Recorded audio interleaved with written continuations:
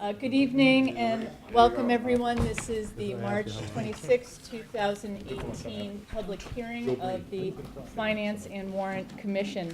Westwood Media Center is here and we grant them permission to record the meeting. Thank you for being here, Connor. Is there anyone else who wishes to record the meeting?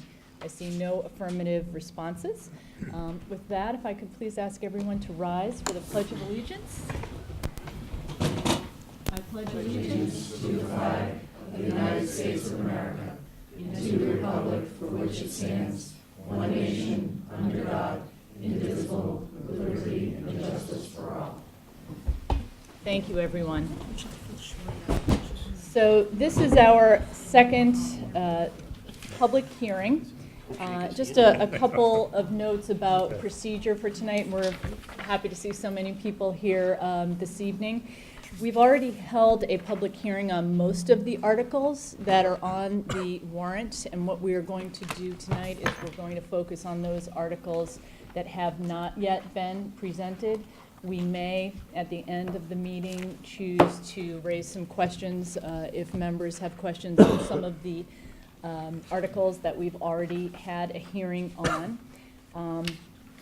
What's important is that everyone be heard and recorded so that we'll have a good record, and this will work well on the Westwood Media Center recording. So for those of you who are sitting at the table, there's a microphone. If you could please move that in front of the speaker, whoever is speaking at the time. And when we get to the point where folks in the audience are asking questions or making comments, we have a handheld microphone, and it's important that you use that if you have a question or a comment, and also that you identify yourself by name and address. And I think what I'll try to do is to move the microphone from my left to right so that we can do that with some semblance of order, and I appreciate your assistance in that. And just in terms of our process, what we will do is we will have presenters present on each article. Then FinCom members will have the opportunity to ask questions of the presenters, and once we get through those questions, we will open it up for questions and comments from those of you in the audience, and we'll go through all of the articles in that way. So I think we'll have a good night. And with that, we welcome the Board of Selectmen, Pam Dukeman, Finance Director, and Mike Gillette, Town Administrator. Thank you very much for being here. I will turn this over to you. Sure, thank you for having us. Before we begin, there are a couple of preliminaries that we need to address concerning town meeting this year. As you know, the transaction involving the properties in Islington, the town-owned properties and the private properties, has been incredibly complicated. We do think that it's a worthwhile project and that we can get to a better place.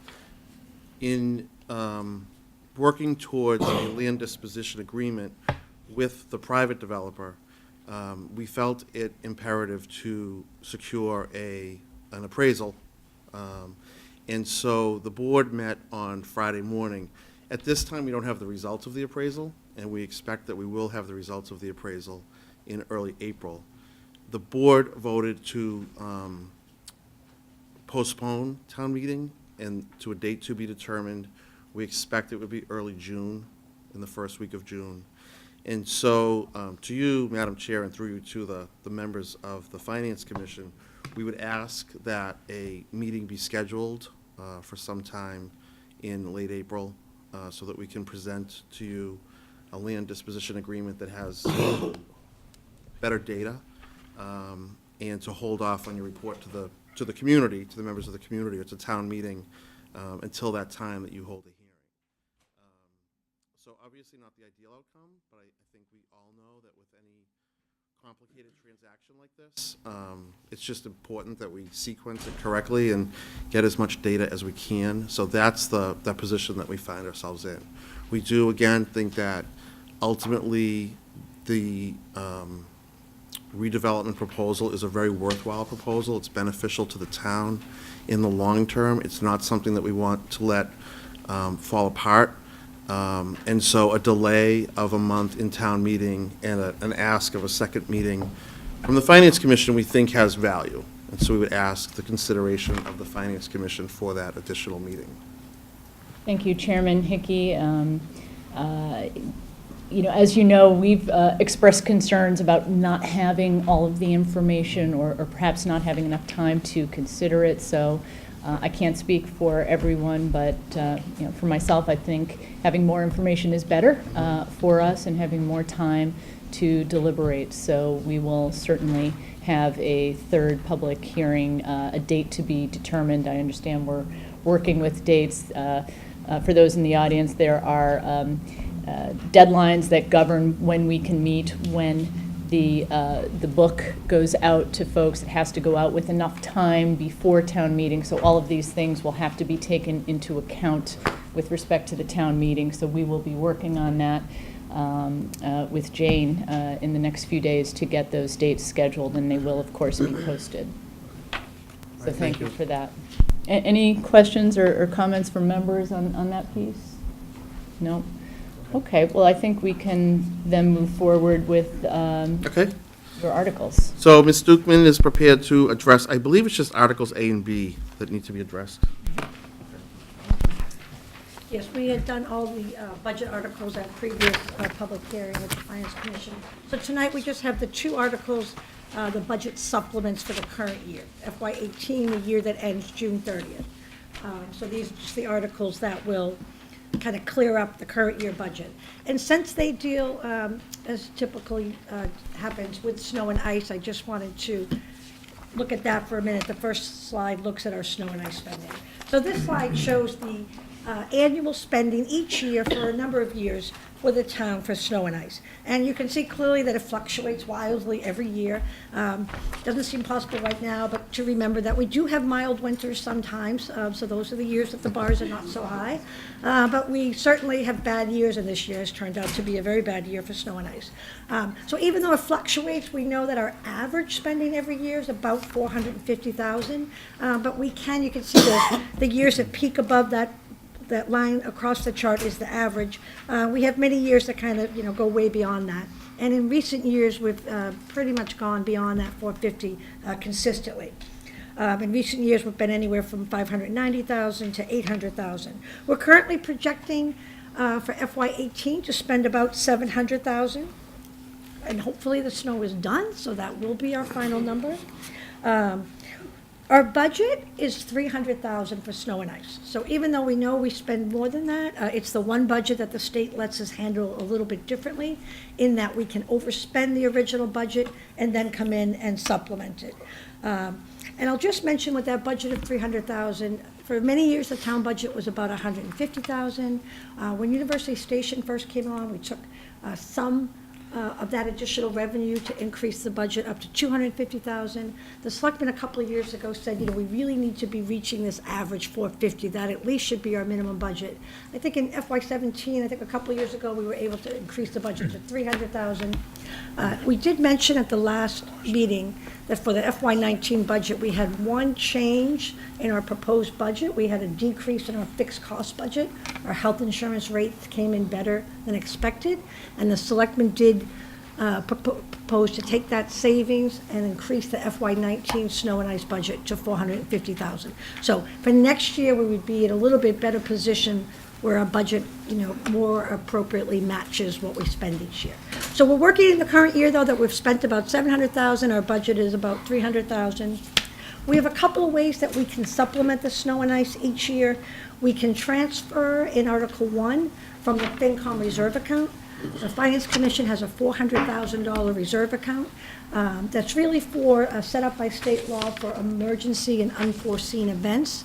The town has not for many, many years utilized the budget for anything like that. But we do at town meeting transfer some for snow and ice. And we typically do $200,000 to make sure that we leave at least $200,000 in your account should anything come up between now and June. So that's in Article 1 each year. Article 2, we can supplement by appropriating more from free cash. And then we're also allowed to raise, if there's any other remaining balance, to kind of raise it on next year. To put it, we call it on the tax recap, we kind of roll it into next year's budget. And again, it's the only budget that the state lets us handle this way. So we typically do all three of these methods. So for this year, we do need to look at trying to supplement the 700,000. We also have DPW, our snow and ice overtime of about 125,000 that we need to supplement. So looking at the articles, our budget adjustments, I just want to show you first, Article 1, the transfers from one account to another. Very, very minor this year, $36,500 in total. The accounts on the right are budgets that require some additional supplements. You can see that they're all salary accounts, and they're very minor. And that's really if there was some type of fluctuation in a staffing throughout the year. So one example there, Youth and Family Services, we had a maternity leave in that department. We'd like to make sure that department is fully staffed throughout the year, so we supplemented that budget. The accounts on the left are the transfers where we're taking the money from. And again, one item is Board of Health. That department had a fluctuation in staffing that gave us some additional money during the year. So very minor, $36,000 necessary on, an almost $80 million operating budget. But then once we put in the snow and ice, we will do that $200,000 from the FinCom reserve to the snow and ice account. Again, that's a typical transaction. So what you see on the bottom there is what the selectmen are proposing for Article 1. $236,500 in total for transfers from one budget to the items on the right. Any questions on that article? Yeah, Tom? Pam, are there any ramifications or negatives if you increase the number and then don't actually spend that? On the snow and ice budget Yeah. itself? So on the snow and ice budget, if we, spend the $450 and next year we get one of those great mild years and we spend less, that money just closes out to free cash, just like any other budget would do. So it's not that we have to spend that or we would spend it if we didn't need it. We would only spend what we need and it would kind of close out. The only thing is that I mentioned that the state lets us handle this account differently, lets us overspend the snow and ice budget. If we were ever to, if we go up to the 450, if we were ever to pull that back and say, well, you know what, now we've had warm winters several years in a row, we only want to budget 200,000. If we decrease that budget, we lose the ability to use that tool that we just mentioned. But we think the 450 is really, pretty much close to what our base budget should be, that we would not be in a position that would be looking to decrease that budget anytime in the foreseeable future. Any other questions or comments from FinCom? Any questions or comments from residents on this article, Article 1? I see no questions. Okay, great. And Article 2, again, is just supplementing current year budget. Article 1, it's a transfer from one account to another. In Article 2, we're actually voting some additional funds. Again, I just want to show you the two items without the snow and ice. Very small, two items, $106,000 total. These are two standard items that we have. So on the right side of the chart is what we would be appropriating. Assessing reval services, $35,000. And ambulance services and equipment, $71,000. These are two standard items that we deal with. The ambulance each year, we supplement the ambulance appropriation this way. The assessing reval, we are coming into a full reval year, and this would pay for the outside services that we need to hire to make sure that we conduct that revaluation properly. Our sources on the left, the overlay surplus, that's coming from the overlay account that the Board of Assessors has to set aside for abatements and exemptions. So we do, whenever we need money for the reval, we take it from that overlay surplus to fund the reval. And again, that's standard any time that we've had the reval. The ambulance, we use ambulance receipts. We can only use ambulance receipts for ambulance-related services. So these two items are very standard, kind of routine, that we would typically have each year. Again, now we're going to add in what we need for snow and ice, and the total of this account goes up to $331,000. So we're taking now from the left, appropriating an additional $225,000 from free cash, and showing on the right that we're doing an additional $100,000 for snow and ice, and the $125,000 that I mentioned for the snow and ice DPW salary.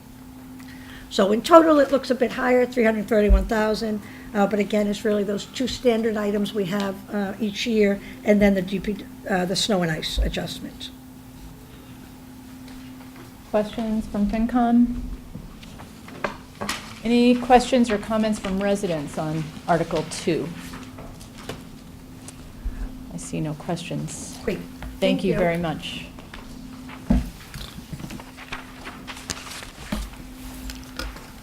So we're going to turn it over to Nora Loughnane and Gareth Osman, who's our outside counsel, who assisted us with the, Before we do that, Oh, I'm sorry. I want to do the affordable housing appropriation comprehensive. oh, okay, I was just going by your agenda. What do you prefer? Whatever is most logical to you in terms of your overall presentation. I realize there are several articles that go together here. Yeah, no, let's do Nora's. Okay. Thank you. I was following the agenda. We're a great pair. It all works.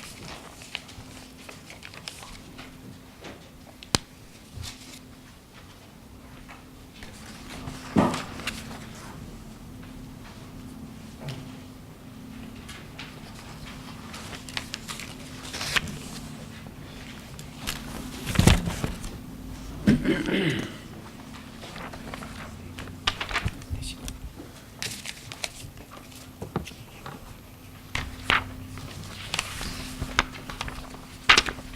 right, so I'm going to try and walk you through the last 2.5 years of work that we've put into the Islington Center Redevelopment Project. And I will do my best to do it in Can't hear. as fast as I can. Nora, I don't think we can hear you. Can you sit up front here? They can't, Can I yeah. move, Can we move Yeah, this we can one? move the mic if you want. can I control the? Yeah, the clicker's right here, yep. Or you could, if you want to stay up there, you Oh, can, no, I'm happy okay, to sit down here. awesome.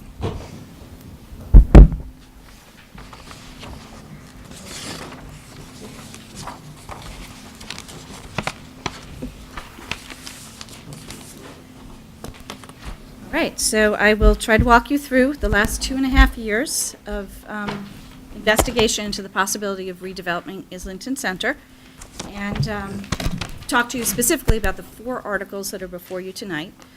The first two, the land disposition article and the Wentworth Hall funding article, are sponsored by the Board of Selectmen, and the second two, the zoning map amendment article and the zoning bylaw amendment article, are sponsored by the planning board. So just to orient everyone, anyone who hasn't been following along, the proposed project is in Islington Center at the intersection of Washington Street, School, and East Streets. And this is a view of our zoning map showing the different zoning of the parcels in that area. Zoning in on the parcels that we're actually referring to, there are those purple ones with the green spots, which are zoned local business B, and they have overlay of flexible multiple use overlay district D6, as well as one portion of it, the parcel that's the Islington Community Center parcel, is also overlaid by our wireless communication overlay district, which means they can have a cell tower inside the steeple at the moment. There are 2 lots on there. Is this a pointer?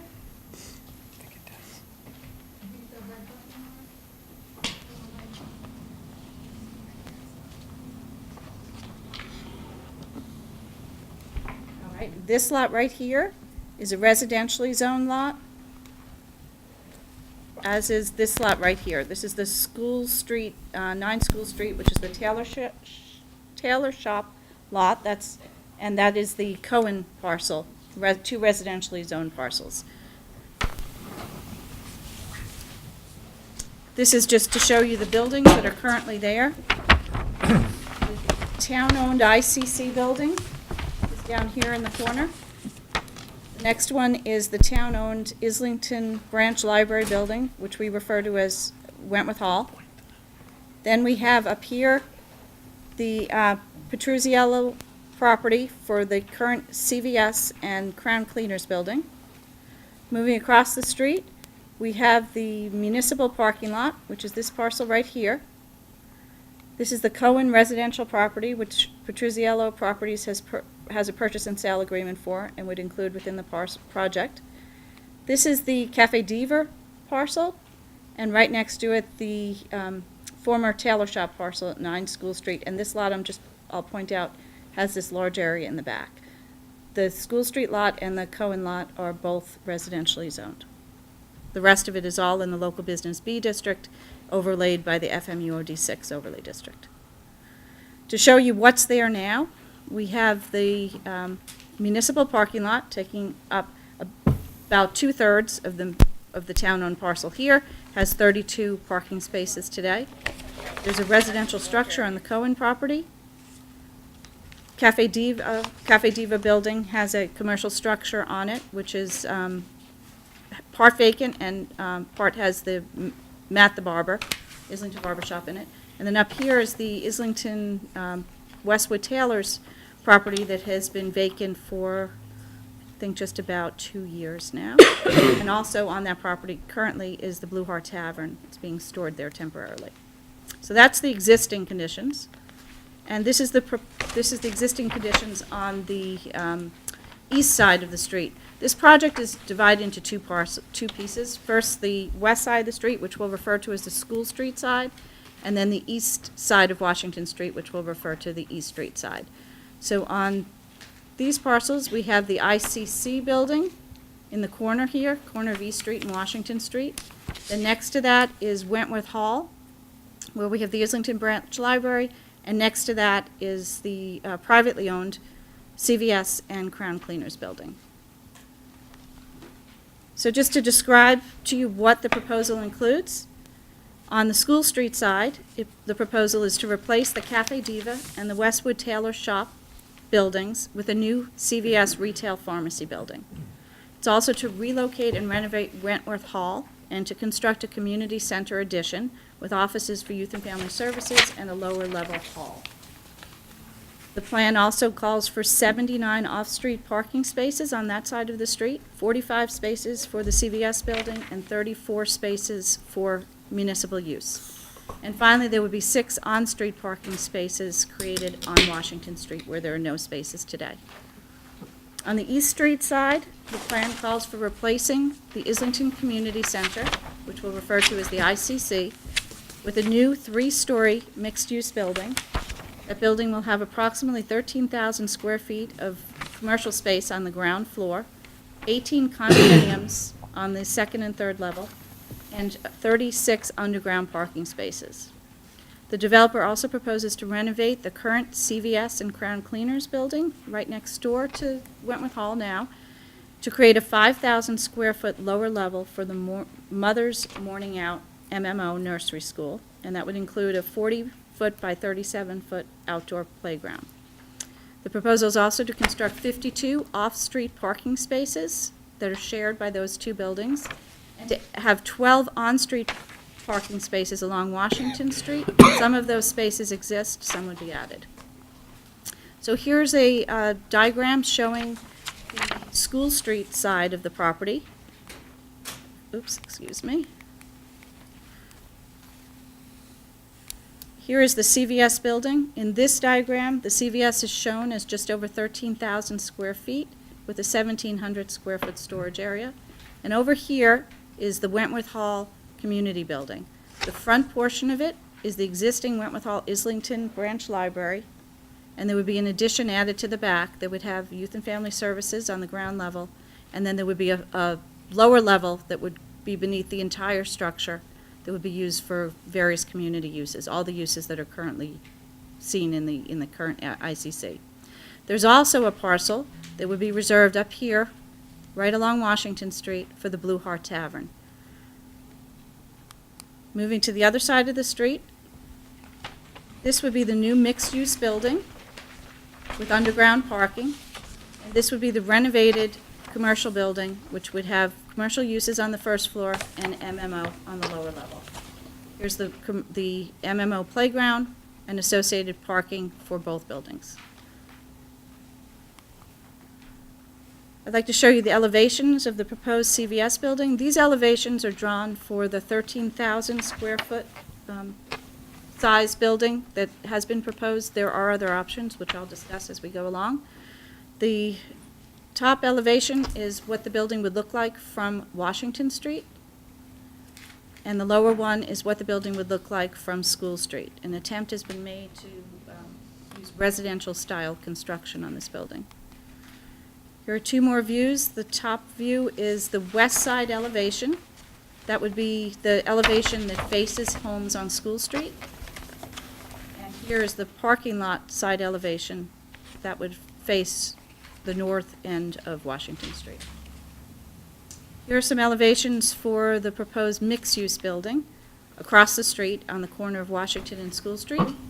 The top elevation shows the Washington Street elevation. So if you look at this side of the building, this is the side on Washington Street closest to East Street, and this is coming down East Street towards the existing CVS building. The lower drawing is the view from the rear of the building. So this would be if you're in the parking lot right now behind CVS and behind the library, this would be the view you'd have from that location. Right here is the corner. This is the portion of the building facing East Street. And then this is the portion of the building that's all along the rear. Two more views. The East Street elevation. So this is if you're standing near the fire station or Morrison Park and looking across East Street. This corner of the building where you see the steeple is at the corner of Washington Street. And this side of the building, which actually steps back dramatically from this part is up towards the road. The second part steps back. When we get to the plans, I'll tell you the exact amount. And then this third part steps significantly further back. On the north side elevation down here, this would be the view that you would see from Sally and Rocco's, from the driveway that you could go down now, I guess between there and the CVS building. So that would be right next to the CVS building, you would see. Here are some elevations. We asked the architect to produce models of what this would look like and to compare it with renderings and with photographs from existing conditions. So we'll start with the photograph, looking at the ICC from the corner in front of Wild Blossom. You can see that the existing CVS building is right here.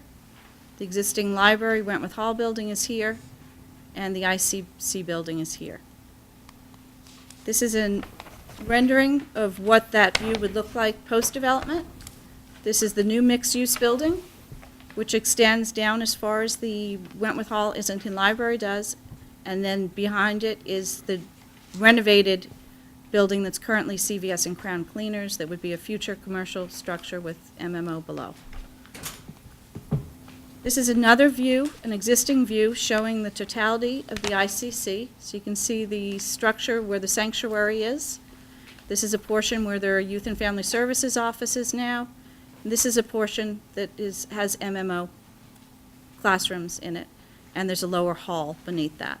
Here's the MMO playground outside. You can also see from this view the municipal parking lot on the west side of Washington Street and the Cafe Diva building, and you can just see the rooftop of the CVS building, and here is the Islington Library beyond. Here's a rendering that shows a view from a similar angle, although a little bit higher up. This is the view where you can see what I was talking about, the building stepping back dramatically. So here's the first portion of the building that's up near the corner of East and Washington Street, although I will say it is set back further from where the existing building meets the road now. In order to gain more space on the corner, a gathering area, the building has been pushed back. Then it steps back to here, and then steps back yet again to here. This is the proposed renovation to the existing CVS building. Looking at it from the rear, this would be the portion of it that would include MMO. Looking across the street, this is the proposed CVS building. Again, this is the 13,000 square foot version of that building. The planning board is considering a smaller version as well. Here is the relocated Wentworth Hall with a community center addition behind it. And here's the proposed relocated Blue Heart Tavern up close along the street. Here's another view of the ICC building. This is looking at ground level from Morrison Park. You're seeing the MMO playground, the MMO structure, and then up here the former sanctuary. Here's a rendering that shows the proposed building from a similar perspective across from Morrison Park. This would show the commercial ground use here, and then the two upper stories would be condominiums. Another rendering, another aerial view, looking from above Islington Pizza, looking at the intersection. Here is the Cafe Diva building, CVS, Wentworth Hall, the ICC, this larger building here. This shows the view of the new fire station, and looking right down here, this is the Wild Blossom building.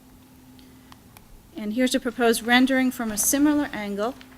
This one shows the large version of the CVS, the 13,000 square foot CVS. Over here is the Wentworth Hall, relocated, renovated with an addition, Blue Heart Tavern, the new mixed-use building, and then the renovated commercial building. Another view, this is looking from Northeast Security, looking across to the east side of Washington Street. Here's the existing CVS Crown Cleaners building. Here is the existing branch library. And here is the ICC building. And you can see the fire station beyond. And here's a rendering from a similar angle of what we expect to see if this project is approved. Here is the renovated commercial building. Here is the mixed-use building with commercial on the first floor, condominiums above. This is the Blue Heart Tavern, the relocated Wentworth Hall, Library, and Community Center, and the large CVS building. So there are a couple of aspects to the development that I think warrant noting. One is how it affects affordable housing. The FMUOD, Flexible Multiple Use Overlay District Bylaw, requires that every special permit for housing have 15% of the housing units be restricted as affordable units. This proposal has 18 condominiums, so it requires 3 affordable units. The way the project proposes to address this is by putting 1 affordable unit in the existing mixed-use building at 321 Washington Street. That's the new building that was developed over the past 2 years by the same developer. That building has 9 units of housing. 2 of them are affordable units today. By adding 1 more, restricting 1 more for affordable housing, then there would be 3 of the 12 units would be affordable. That would be 25% of the building would be affordable, and that would allow the town to list the entire building, all 12 units, on our subsidized housing inventory. The project still requires 3 units, so there would be 2 additional affordable units at a location to be determined. The planning board is still reviewing that. The offer is to convert 2 units at 256 Washington Street to existing apartment units and to restrict them for affordable housing. Here's the language of the first disposition article that you have. Won't go through it word for word, but I just want to point to the different, it's a 4-part article, point to those 4 parts. The first actually conveys the properties. The proposal is to convey all 4 town properties to the developer and then to take some land back.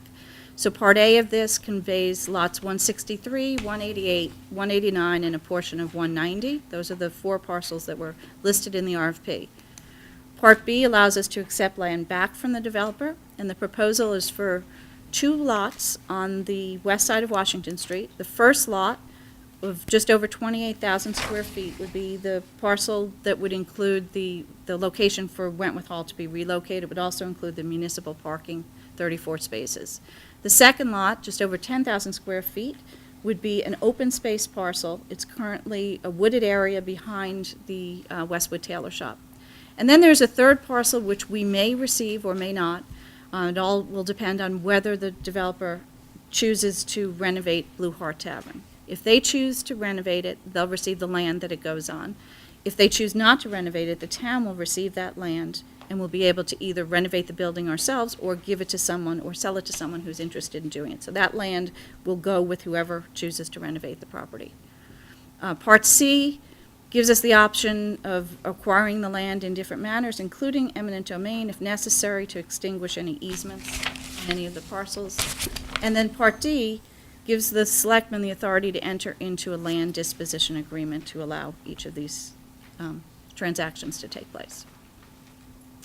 So going back to the RFP set values for the 4 town-owned parcels. The value set for the municipal parking lot was $600,000. The Wentworth Hall parcel was valued at $750,000. the Islington Community Center parcel at $1.2 million, and the driveway parcel at $25,000. So the total of all 4 parcels were valued in the RFP at $2,575,000. The RFP allowed for the purchase or the land swap of any parcel or all 4 parcels. So the proposal that we have today is for all 4 parcels. But it's a land swap, not simply a land sale. So the first part of this slide shows what the town would give to Petroziello. They would give the municipal parking lot on Washington Street, which is .69 acres, the Islington Community Center parcel, which is .28 acres, the Wentworth Hall parcel, which is .44 acres, and the driveway to the ICC, which is just 0.7 acres. Petroziello would then give land back to the town. He would give us Town Parcel 1, which we would use for Wentworth Hall and the municipal parking lot, Town Parcel 2, which we would use for open space, the Blue Heart Tavern parcel, if he chooses not to restore it, and then there would be a monetary contribution over and above that. What's important to note on this slide is that the net transfer of land is just over a half an acre. So it's not the full 1.48 acres that we end up giving away. It's .53 acres. And the reason why that number is important is because the value that we receive in exchange is the value of those .553 acres. Looking at this a different way, on the School Street side, the town will transfer to Petroziello .69 acres, and Petroziello will then transfer back to the town either .88 acres or .93 acres. It'll depend on the plans for the Blue Heart Tavern. But either way, you can see, in either event, the town receives more land back on the west side of Washington Street than we give to the developer. There's no cash required for that transaction. We give them land, they give us back more land. On the east side of the street, the town would give to Petroziello .79 acres, all of the land that we own on the east side of the street that's covered under the RFP. The RFP price, if you remember, I'll go back to the slide where we listed the value of the different pieces of this. If you take out the municipal lot, which we just discussed on the east side, that there'll be no value because we get land for land, and we just look at these 3 remaining parcels, Wentworth Hall, Islington Community Center, and the driveway parcel. The value of those parcels, as listed in the RFP, is $1,975,000. To look at that in a different way, that's $57.39 per square foot, or $2.5 million per acre. That's how we valued that land. Significantly high value. The current offer we have from the developer is $1,725,000 for the land on the east side of Washington Street. That amounts to $50.12 per square foot, or $2,183,544 per acre. And then to put that into perspective, I'm showing you the assessed land values for 3 large properties that I'm sure we're all familiar with. Roach Brothers is assessed at $6.05 per square feet, or $263,327 per acre. Eversource is assessed, this is land only, is assessed at $10.74 per square feet, or $467,303 per acre. And then looking at Wegmans and Target, Wegmans at $21.70 per square foot, Target at $24.04 per square foot. And you compare those values to the values that we're looking at for these parcels in Islington Center. They're significantly different. So now I want to talk to you about phasing of the project. The project includes 3 separate phases. In the first phase, the town would transfer the municipal parking lot on the west side of the street to Petroziello. Petroziello would provide the first cash payment to the town. Petroziello would file for subsidized housing inventory listing of all of the apartments at 321 Washington Street. This is done in the first phase so that we can capture those units and put them on our SHI, our subsidized housing inventory, as soon as possible to help us stay above 10% when the state recalculates the denominator in 2020. In the first phase, the town will design and bid the work for Wentworth Hall. That's the work to relocate it, renovate it, and put an addition on for youth and family services in a community space. And Petruzziello will construct the CVS building and the parking lots, both the CVS parking lot and the municipal parking lot. So phase one is all the work on the west side of Washington Street. In phase two, we move to the east side. The first part of that phase, the town would transfer Wentworth Hall's parcel, the parcel of land where the Islington Branch Library currently sits. We would transfer that to Petruzziello. And Petruzziello would transfer to the town 2 parcels of land on the west side of Washington Street. So the land where we're going to put the Wentworth Hall and the open space parcel. At the same time, Petruzziello would provide a second cash payment to the town. The town would then move Wentworth Hall across the street onto a new foundation that it prepares, and it would renovate the library and construct an addition. And Petruzziello would renovate the former CVS building and create space for MMO. Finally, the third phase would have the town transfer the ICC parcel and the small East Street parcel to Petruzziello. Petruzziello would provide the town with a final cash payment. Then Petruzziello would construct the mixed-use building, and he would then file for subsidized housing inventory listing of the 2 additional apartments, which may be at 256 Washington Street or some other location that the planning board selects.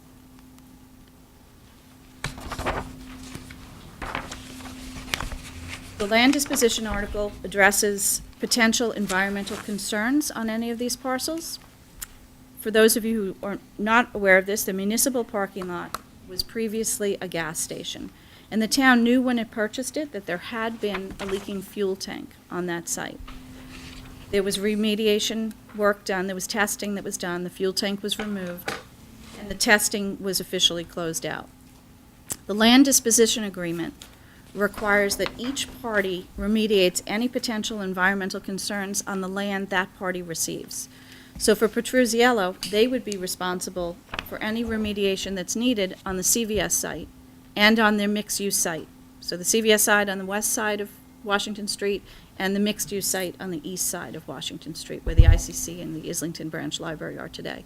The town would be responsible for any remediation that's necessary on the Wentworth Hall parcel, which is part of the current municipal parking lot. Due to the location of the gas station that had been there before, which was on the southern end of that parcel, and the location of the fuel tank, which was removed back in late 1990s, we do not believe that we have any soil contamination on the portion of the site that we're intending to develop, but we will be doing testing to confirm that. The next slide shows you the concept plans for Wentworth Hall. The portion down here at the lower end of the screen is the Islington Library building that would be relocated, and the interior would be renovated, and we're working with the library director on exactly what those renovations would look like. This was the initial cut at the concept plan. At the top of the screen, there would be this addition that would be added that would have offices and space for the youth and family services. It would be a handicapped accessible building, which would have a new entrance right here off of the side that would come into a lobby area. That lobby would have an elevator and stairway down to the hall below. It would have handicapped accessible restrooms and a separate entrance to the Westwood Library. So visitors to the library who needed an accessible entrance would not come through the front. They would come through this new lobby area, and the accessible restrooms would be here. We would also maintain an existing restroom in the old library building. And looking at the lower level space, this is the concept plan for the lower level space. The new foundation would house both the old library on the front end and the new community, youth and family services space at the back. And the idea would be to create as large an open space as possible with handicapped accessible restrooms, access from an elevator, stairways, mechanical facilities. Again, we're working with the library director, and we'll work with Recreation as well to try and design a space that fits all the multipurpose uses that the halls in the ICC are currently used for. This slide shows the renovation costs we've received in an initial estimate for the work that would be done on Wentworth Hall. This includes renovations to the existing building, the addition, all work, including design work. The estimate is just over $3.5 million. We have another estimate for a different scheme design that comes close to $3.8 million. So depending on which way we design it, that's the range, $3.5 to $3.8 million. The next article is for funding. And this article would address the funding of the relocation, renovation, and expansion of Wentworth Hall. The draft article has a motion, excuse me. Draft article is up here, and this is a motion that's recommended by bond counsel. For the time being, the figure that they inserted was $3.5 million, which corresponds with the lower of the two estimates on constructing the work at Wentworth Hall. Another article, this one is sponsored by the Zoning Board, is for a zoning map amendment, and this proposal would change the zoning of two parcels, lots 161 and 165, from single residence A to local business B, and then overlay both of those parcels with the FMUOD6 overlay district. This is to show you what that would look like. Oops, excuse me. These are the two parcels. One is the Cohen residential house lot, and one is the current home of the Westwood tailor shop that's now sitting vacant. Both of those are currently zoned for residential use, single residence A. And over here, you can see both of those are now shown as commercial property, local business B zone with FMUOD6 overlay district. So that is the proposed zoning article. The Planning Board has recommended that the Finance and Warrant Commission vote in favor of this article. The next zoning article is the retail size article. This article proposes to change the bylaw requirement for the FMUOD6 district, which currently allows retail sales and service establishments of up to 10,000 square feet. This proposes adding another category for retail sales and services establishment between 10,000 and 15,000 square feet. If this article were passed, what it would allow was any property owner to apply to the Planning Board for a special permit to have a retail sales building of up to 15,000 square feet, where currently they could only apply for a special permit to allow up to 10,000 square feet. This zoning article is proposed in light of the original CVS plan, which is shown right here. This is the one where the CVS building is 13,000 square feet with about 1,700 square feet of storage. The way the property is designed, the storage is not in the basement or in an attic, it's in a mezzanine, and all of the retail floor space plus all of the storage space is counted as floor space, so it exceeds the 10,000 square foot requirement. This is another plan that the Planning Board received last week, and this one shows a smaller 9,500 square foot CVS building with 3,500 square feet of storage in an attic, so that storage would not count. This building would fit in the zoning that we have now because it's under 10,000 square feet. However, this proposal shows a drive-through. And the Planning Board spent quite a bit of time discussing this. Many people preferred the smaller size but did not want to see the drive-through. I have plans that I received tonight from the developer.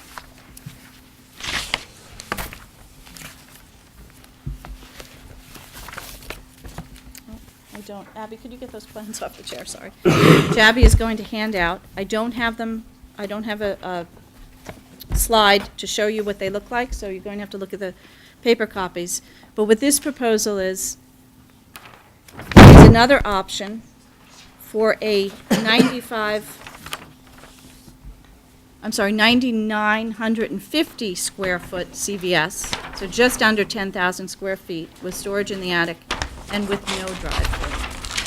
So the developer has been working with CVS all weekend, and it believes they are close to a deal that would allow that to go through. A smaller CVS with storage in the attic and no drive-through. If that deal is reached, then the zoning article that raises the limit on retail sales in FMUOD6 would no longer be needed. The Planning Board did discuss the possibility. If they did not need that article, they would either ask for it to be withdrawn before the Finance and Warrant Commission votes, or allow it to go forward and recommend against it at town meeting. They want to make sure that they have an approvable plan before they make a decision on that. So the article is still on the table for 10,000 square feet, because this plan that you're looking at now just came in late this evening and has not been reviewed by the planning board yet. Just Abby and my looking at it, it looks like it would be preferable to the proposal with the drive-through. But until the planning board actually gets a look at it, they're keeping the article that's proposed. Give you an idea of some other buildings that are in the 2 FMUOD districts on Washington and High Street. We have 4 buildings that are existing buildings that are over 10,000 square feet. So just for comparison to what the original CVS building of 13,000 square feet, how it would compare, it's slightly larger than the Islington Pizza Wild Blossom building. It's smaller than the Good Plaza right across the street here with the post office through to the toast office. It's quite a bit smaller than the Stagecoach Plaza, which is right up the street, has Arch Orthodontics and Camellas in it. And then it's less than a third of the size of the Roach Brothers grocery store parcel. Also, to give you an idea of the size of other CVS establishments, the Medfield CVS, which many of you may be familiar with, is just over 10,000 square feet. The one in Dedham on Route 1 is over 12,000 square feet. There's one in Medway on Route 109 that's 13,000 square feet. And Foxborough has a CVS on Central Street, also just over 13,000 square feet. So the Medway and Foxborough options are probably the closest in size to the original CVS proposal here. And then Framingham is also listed as one that's not too far away. That's well over 15,000 square feet. So here I'd like to talk to you about some of the issues that have been raised over the last 2.5 years as we've worked our way through the project and show you how they've been addressed. The first issue that was raised had to do with architectural design and aesthetics. There was a strong desire among residents who attended many of our meetings to maintain the look of a quaint New England village in Islington Center, and they wanted to preserve the prominent church building. So the drawing on the left here is what the applicant originally proposed for the mixed-use building on the corner of Washington and East Streets. And down here on the right is the proposal for a new building that maintains the look of the former Islington Community Church. The developer altered the plans to address this comment that was received at several meetings. It maintains the facade as well as the steeple. Another comment that was heard having to do with architectural design and aesthetics was that a typical CVS store would not fit into the aesthetics of Islington Center. The developer agreed and worked with an architect to design a CVS building more in keeping with other buildings in the Islington area with more of a residential character. Another issue that was discussed was housing type. We heard from several residents that they believed owner-occupied units would be better maintained than rental units, and that residents living in owner-occupied units would have a stronger commitment to the community because they owned their own homes. The developer listened to those comments as well. The original proposal called for 28 one-bedroom apartments, and the developer changed the plans, and the current proposal now calls for 18 two-bedroom condominiums. We also discussed affordable housing. As I mentioned before, the project requires 15% or 3 units on the subsidized housing inventory. The proposal originally had 3 one-bedroom apartments. When they changed to condominiums, they submitted an application to the planning board that only showed 1 condominium used for affordable housing. We're asking for a waiver to not have to provide the other 3 units. We worked with the developer to come up with a plan where there would be 3 apartments elsewhere in Islington Center, including that one at 321 Washington Street. And that one is the most important because it allows all 12 of the units in that building to be counted on our SHI. Those 9 extra subsidized housing inventory units will go a long way to keeping Westwood above the required 10%, and in so doing will help shield the town against unfriendly 40B projects after the new numbers come out in 2020. We've also heard... Sure. Yes. Project. If any town falls below 10% on the subsidized housing inventory, they become immediately exposed to a comprehensive permit application for Chapter 40B of the Mass General Laws. What that means is that an applicant can simply take any parcel anywhere in the town, residentially zoned, commercially zoned, industrially zoned, and can go to your zoning board of appeals and file an application for housing units. And that application has to be reviewed under the comprehensive permit law, which is different than the town's zoning bylaws. None of our zoning bylaws would apply. So it wouldn't matter what the height of the building is, what the setbacks, what the uses are, whether it's partly commercial or all residential, the zoning board would have to consider that application under the Comprehensive Permit Act and would have to make a decision.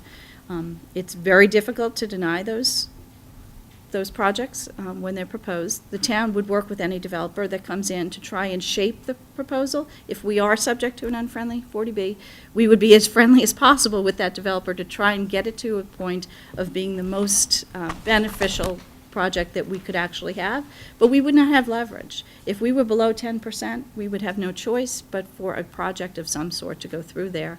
And if the Zoning Board of Appeals denied the comprehensive permit, it would be approved to the Housing Appeals Board, which has a 98% record of overturning denials. So it would be appealed to the Housing Appeals Board, right. So it's not a situation we want to be in. And for that reason, and because we just want to provide our share of affordable housing to our residents, we have worked very hard to stay above 10%. We will continue to work very hard to do that. But come 2020, we will have to account for all the housing units that were built in Westwood since 2010. And we know that as of today, there will be a shortfall unless we're able to capture additional affordable units and list them on our subsidized housing inventory. Capturing 9 extra units over and above what this project is required to provide is a huge step in keeping us above 10%. Another comment we heard. Sorry, just a question. So if we fall below and unfriendly comes in and they build however many, do we remain under 10% till 2030? Or does that first development get us over and so we're exempt from it? Once that development is approved, then we would be over. So if that Assuming that takes us over. that's right. Nora, do you have the current math? where that's So at? it's a moving target. I know you talked about before. Yeah, so we're looking at it still. It's a moving target. I would say it's a minimum of 12 units and could be as many as 20 units that we're looking for. It'll all depend on other projects that we're working on, which ones go through, which ones don't, because it's the denominator that goes up. So for every new project that's developed, it's essentially what we're making up for is all the single-family homes that have been developed in town over the last 10 years that were developed by right. They're not special permit applications. So a subdivision, take an example of Fox Meadow Estates off of Fox Hill Road. 22 single-family homes have gone up there. Westwood Estates off of Canton Street, they're building 10 single-family homes.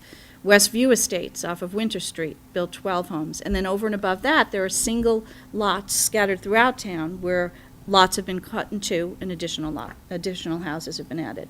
So every one of those houses that's been added over the 10 years, we need to account for an affordable unit for every 10 homes that have been built. So you think between 12 and 20? Somewhere in that range, and it'll all depend on, That yeah. we're targeting to. Yes. Yes. Laura, can I ask one question related to that? So if the census is in 2020, when does this come due? How much time? So the census results take a matter of months until we receive them. However, once the state updates its list, we're immediately vulnerable. So I don't know what date that will be when they do that, but I know that developers are waiting for 2020, not just in Westwood, in all towns that are close to their 10%. And they're watching land, and in some cases, they're purchasing land, hoping that a town is below 10%. Asking about this project? Is that- I'm sorry. Are you asking asking when we would get the units for this particular project? Both, yeah. So for and this then- project in the first phase, so if this project is approved before the end of the year, we would receive the additional unit at 321 High Street. That would be recorded before the end of the year, and that would give us 12 units from that building on our SHI. There are two of them are already affordable, so that would be an additional 10 units. Laura, just quick question. How large are recent 40B projects? I mean, what are we talking about when they come into a town? It varies by project. So Norwood is developing a project that's over 250 units, I believe, currently, and I don't know how many units it is, but if you drive up 128, you'll see, as you're driving north on the left-hand side, in Needham, there's a significant project that's right down at the end of a neighborhood that's being developed. I don't know the number of units. If we find ourselves under 10, or 10 units short, does that mean that first developer who comes in can only build 10, or can they build No, 150? no. And then we're If capped? we're 1 unit short, They can a build as developer big as they can come in want, with whatever depending on the project they land. have. The size of the project will be dependent upon the amount of land that they can amass. And parking is actually the only real factor that determines how many units you can get on a lot, because they can ignore height requirements and they can ignore setback requirements, but they have to put the cars somewhere. So the size of the parcel and how much land is available for parking will determine how many lots, how many housing units could be there. I also just want to mention one of the reasons why we had hoped we would be well above 10%, and we have fallen slightly below. We're above 10% now, but expect to fall below in 2020 if we don't come up with new housing units, is because Westwood Glen Housing, a senior apartment complex right behind Town Hall, had been an affordable housing project when it was first developed. This was one of the very first ones developed in the state, and at the time it was developed, there was a 30-year affordability restriction that was placed on it. It was based on the housing financing that they received. It was not required in perpetuity that these units stay affordable housing. Very soon after that was created, we had the Highland Glen property, and in the Highland Glen's case, those units are in perpetuity. So those units are affordable housing units forever, and we don't have anything to worry about there. And any project that we have approved since then, Highland Glen 2 was approved as a friendly 40B project. The single-family homes we have at Chase Estates and Cedar Hill Estates, those are also required to be affordable in perpetuity. And these new units at 321 High Street and all of the units at the Gables apartments on University Station, again, are required to remain affordable in perpetuity. But because we didn't have that language in the Westwood Glen application back from the mid-'70s, we lost those units. The property owner, Equity Residential, chose to sell it as a market rate property, and the new property owners, True North, are operating it as a market rate housing development. So we're no longer able to count those units on our subsidized housing inventory. When we had those, we were well above 12%. When we lost those units, 156 units, that dropped us down, so we're just a hair above 10% now. All right, so just so I understand completely then, if our number, if the math were 12, for example, these 12 units would get us to that number, if that were...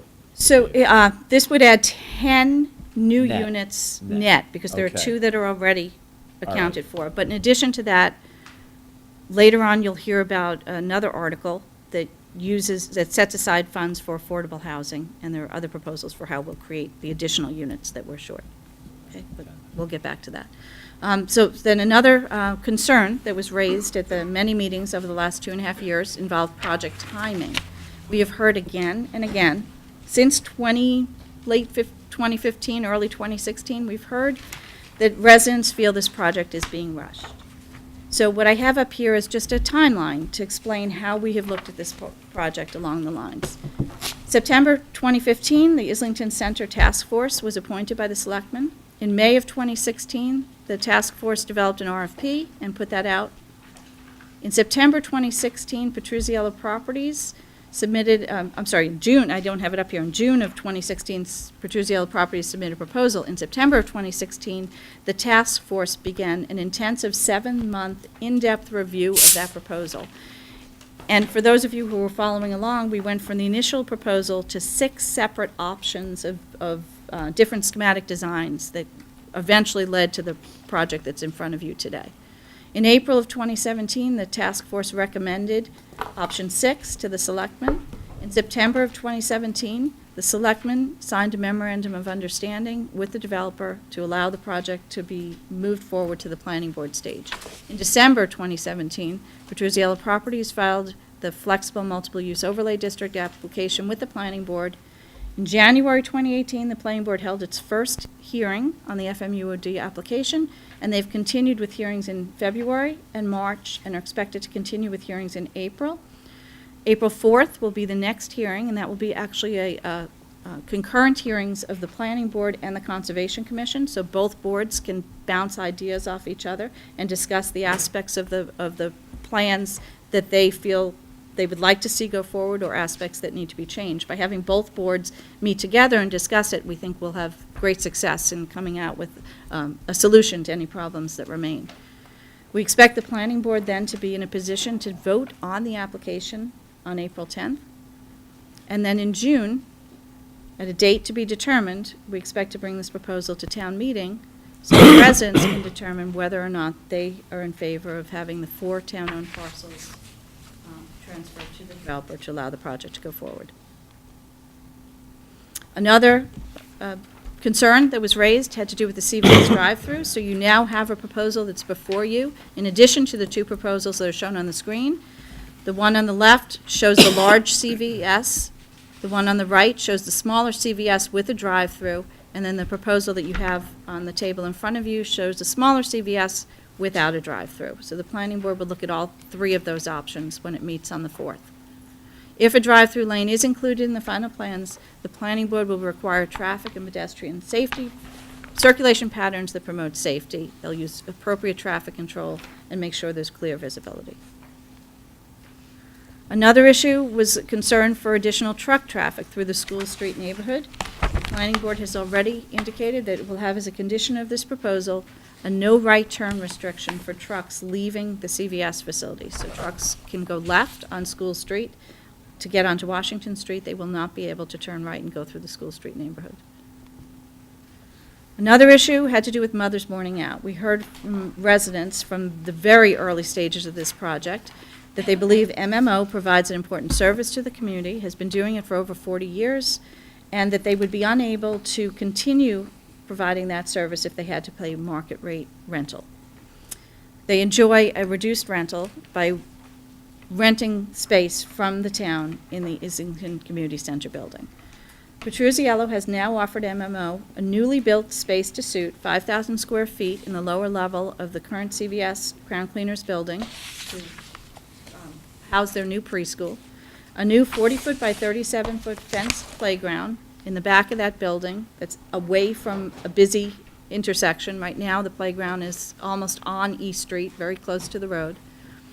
They've offered MMO below market rental price of $84,000 per year. That's the current value that the town receives from MMO. They've worked with MMO and agreed to keep that rental rate. And they've agreed to do it with a lease on a 1-year renewable term. So not at all market rate terms. MMO has reviewed this. They're excited about the move. And they believe, as I believe, that it's a very good position for MMO to be in. We also heard some residents concerned that the existing businesses in Islington Center may be displaced. Crown Cleaners is going to remain in the building where it is now. The space will be renovated, but it'll stay there.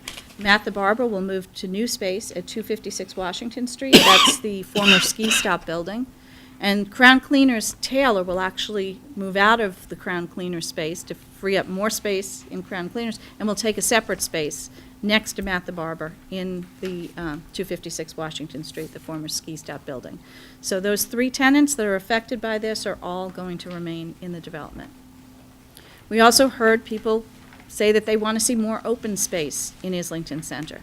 To be honest, Islington Center is the downtown with more open space than any downtown I've encountered anywhere. We have the School Street Playground and Morrison Park, both within close walking distance of the actual center of East and Washington and School Street. Significant amount of land area is reserved for open space. However, in addition to that, the proposal calls for new gathering spaces on the east side of Washington Street, on either side of the proposed mixed-use building. There'll be outdoor seating, there'll be extensive landscaping along both sides of Washington Street, in addition to what's there now. New landscaping all along East Street, which is barren at present. An additional buffering area right here in the back of the, what's now the CVS and the Islington Library buildings, a new buffer zone against the residential properties there with increased landscaping. In addition, all screened areas will have 8-foot fences and lush landscaping in front of them so that residential borders will be protected. Another comment we heard was about the Blue Heart Tavern. This is a locally historic building that a lot of people would like to see preserved, including the members of the Historical Commission. The proposal has found a home for the building. If the developer or some other party is interested in taking that building and restoring it at their cost, there will be a place right here on Washington Street in front of the newly located Wentworth Hall building where it could be preserved. The fate is not known for sure. The property has been in storage for over 2 years now. The estimates are that it will cost upwards of $1 million to renovate it. The developer is still looking to see if that's something that he can do. The town is not interested in restoring it ourselves because of the extreme cost and the fact that we would then need to find a tenant for the building if we were to do that. However, if Petruzziello Properties does not want the property, we'll take the land and we'll take an option of period of time to hold on to the building and see if we can find someone else looking for it. But it will not be an indefinite period. It's already been waiting 2 years. There have been a couple of property owners who have, a couple of residents in town who have looked at options for relocating it. The biggest obstacle was that they couldn't find a place to put it. We now have a place to put it, so we're hopeful that one of those residents or the developer will find a use for this building. Another issue we heard was about community space. There was a concern that by selling the ICC, we would lose the community space that's available to several groups and individual residents to use in Islington Center. We're proposing a new community space that would be suited for all the uses that the current community space undergoes right now. Girl Scouts, Boy Scouts, recreation programs, and even birthday parties could take place in the new space. We also heard concern about accessibility and code compliance, two factors that neither the ICC nor Wentworth Hall meet today. Both buildings require extensive repairs just to bring them as close to code as possible and to make them somewhat accessible but not fully accessible. The new community center and Wentworth Hall would both be fully accessible, code compliant, and energy efficient, something that those buildings are not today. We heard about concerns about parking, that there was a shortage of parking in Islington Center now, and that shortage would be exacerbated. The developer had his engineers review parking. The planning board had its own peer review engineers review parking. This is what they have found. The planning board's peer review consultants determined that the proposed parking is fully sufficient to meet all the needs of the project. So what we've done is we've looked at the School Street side, the East Street side, and the total. First looking at the existing situation and then the proposed. On the School Street side, the existing demand is 31 spaces. There are 45 spaces provided, so it currently exceeds demand. The proposed situation would have 72 spaces in demand, would provide 85 spaces. Again, the parking provided exceeds the demand. On the East Street side, the existing conditions, the requirement is for 69 spaces. They do not have that now. There are only 55 spaces currently on the East Street side, so there is a shortage today of 14 parking spaces. In the proposed development, the demand would be 98 spaces, 100 spaces would be provided, so there'd actually be a 2-space surplus of parking. So then looking at both sides together, the existing demand is for 100 spaces, there are 100 spaces provided, extra on one side of the street, shortage on the other side of the street. And the proposed would be 170 spaces would be in demand, 185 spaces would be required. So 15 spaces over and above what is required by engineering standards for the uses that are proposed would be available under this project. The planning board has reviewed that and it does not have concerns about the availability of parking. Are they the same, when you say the engineering standards, have those standards changed from what the parking space sizes are today? Because that, like going in where Camella's is today, is tight at best. So what I was referring to in engineering standards are not the sizes of the spaces, but the number of spaces required. Okay. The sizes of the spaces are based on the planning board standards, which are from, I believe, 1992. The planning board is currently reviewing those standards. But those standards are larger than most communities require for parking spaces. The spaces at Camella's were not striped according to the parking standards. That was an existing condition where they had spaces that were smaller to start with, and they were able to restripe those parking spaces smaller than are required. I'll also point out that at that location, they have bump stops that prevent cars from going forward because they don't want the cars to hit into the post in front of the building, and those bump stops are set too far into the space. If they were moved closer, then those parking spaces would be more useful than they are today. So I agree that there is a parking problem at Camellas that's not developed according to the planning board standards. These would be. So the space design is according to the accepted planning board standards, and the number of spaces is in accordance with ITE engineering standards for number of spaces based on the type of use. One of the reasons why the parking spaces work are that the different uses have parking requirements at different times of the day as well. So MMO has most of its parking demand in the morning through about 1 in the afternoon, and other uses like a restaurant or a tailor shop, CVS, their uses are much later in the day. So there are shared parking space opportunities as well. Of all these spaces, are these general spaces or some of these exclusive for the parking for the residences? So the calculation was done looking at both the general spaces and the exclusive spaces. On the east side, there are 38 exclusive spaces that are under the ICC mixed-use building, and those are designed for use by the residents of that building. All of the other spaces are open spaces on the ground that are usable by anyone. In the case of the west side of Washington Street, where the town will have municipal spaces and there will also be CVS spaces, the town will have an easement and CVS will have an easement, cross easements to allow anyone to park in any one of those spaces. The spaces along the street on both sides would also be open to anyone, and the spaces on the east side for the mixed-use building and for the Petruzziello commercial building, it's over there, they will be owned by Petruzziello, as the spaces behind CVS are now, but they will not be restricted, so they will be available for anyone to park there for any use. Another issue we heard about was traffic. People were concerned that the intersection of Washington, School Street, and East Street is a very congested intersection. There's quite a bit of traffic there now, and there was a concern that traffic conditions would be worsened by this proposal. The Planning Board's engineers have looked at that, and they do not believe that is the case. They've determined that the proposed redevelopment project will not significantly increase traffic in Islington Center. It's clearly a congested area. This will add a minimum amount of additional traffic, but it will not significantly increase traffic in the area.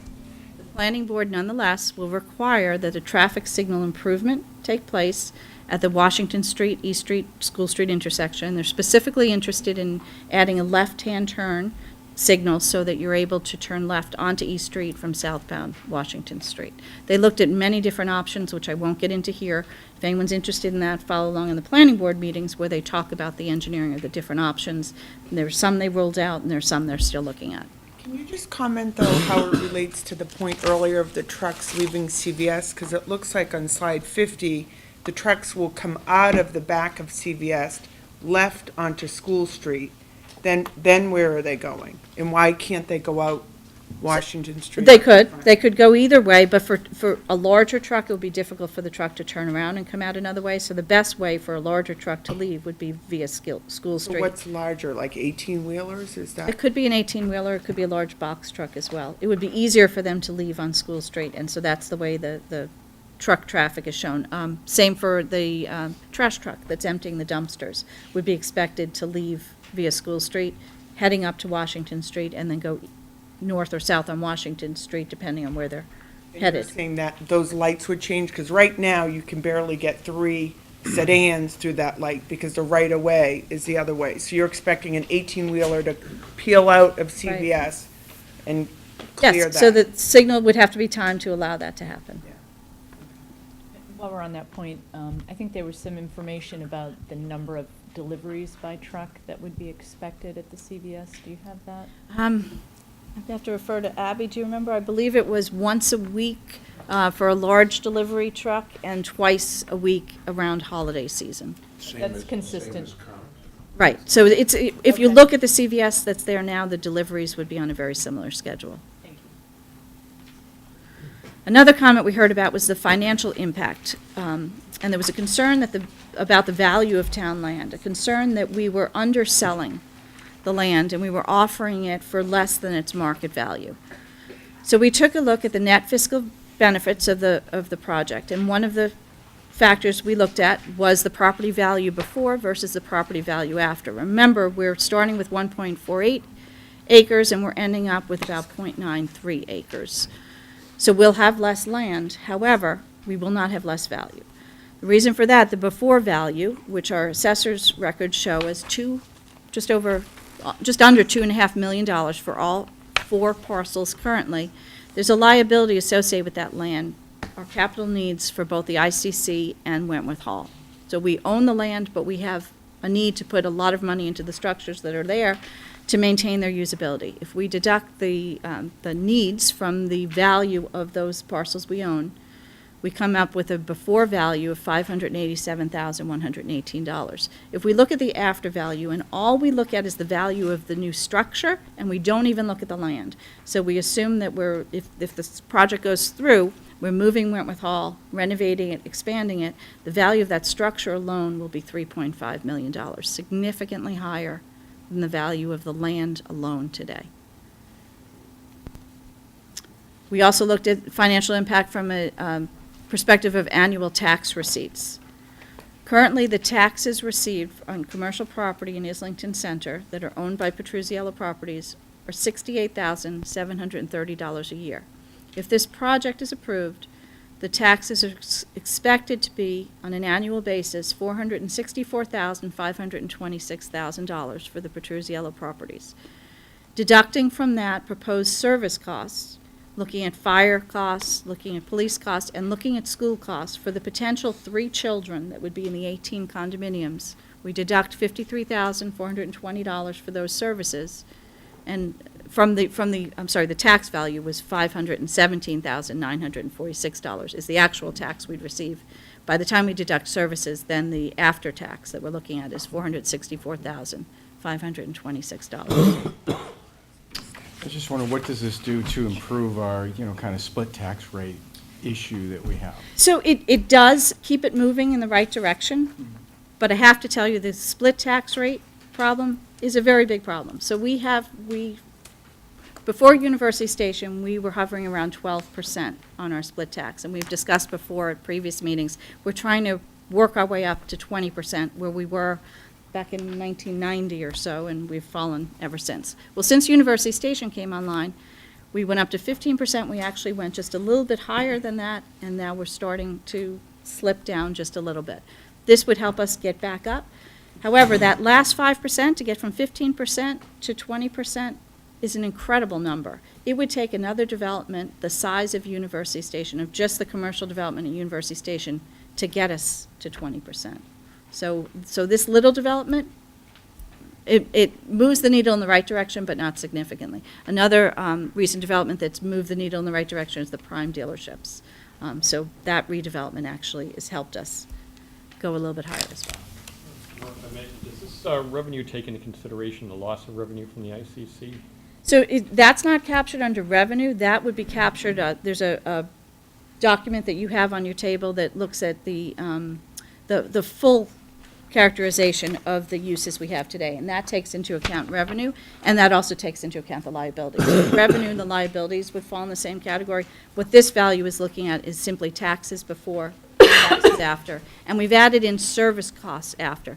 Clearly, there are service costs there today, but we don't have a way of tabulating what those were. So whenever there's a new project that comes in, the planning board requires a fiscal analysis, and they presume service costs associated with commercial square footage and with residential square footage. That's over and above what we have today. So I'm setting the factor of service cost at 0 for the before situation. It's not 0, but it's a starting point where we move forward. So I've just used the service cost for the new development to deduct from the taxes here. Financial impact also involves a look at the ICC retention. If this project isn't approved, then we need to take a look at the ICC building, what we're going to do with it.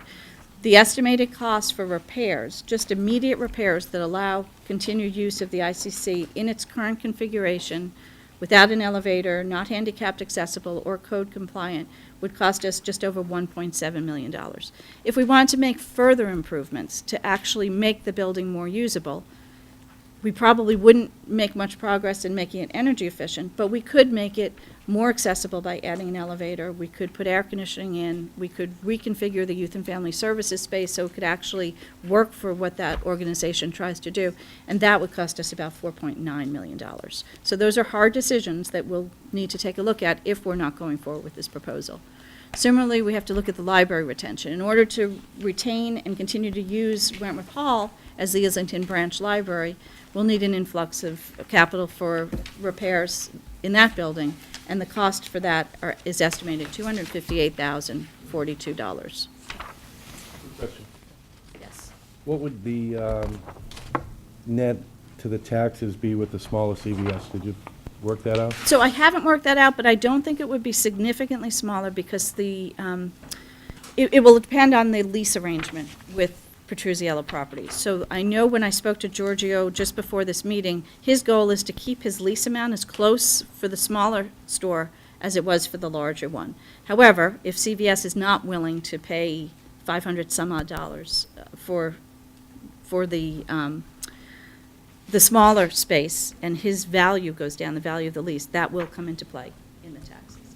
So taxes of commercial properties, as I understand it, and Pam would know much more information than I would on this, but I understand it's based on income, the property income. So the lease rate is significant in determining the taxes.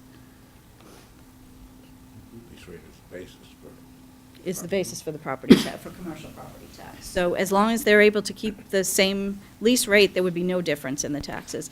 If CVS is not willing to pay as much for a smaller space, then there would be a reduction in the taxes we would see. But in any event, I don't believe that reduction would negatively affect this. It would be substantially more than the $68,730 that we receive in taxes today. So other than the comment that residents believe that this project has been too rushed, the other comment that we hear most often is that residents don't feel that anyone is listening to them. They feel that there have been concerns that have fallen on deaf ears.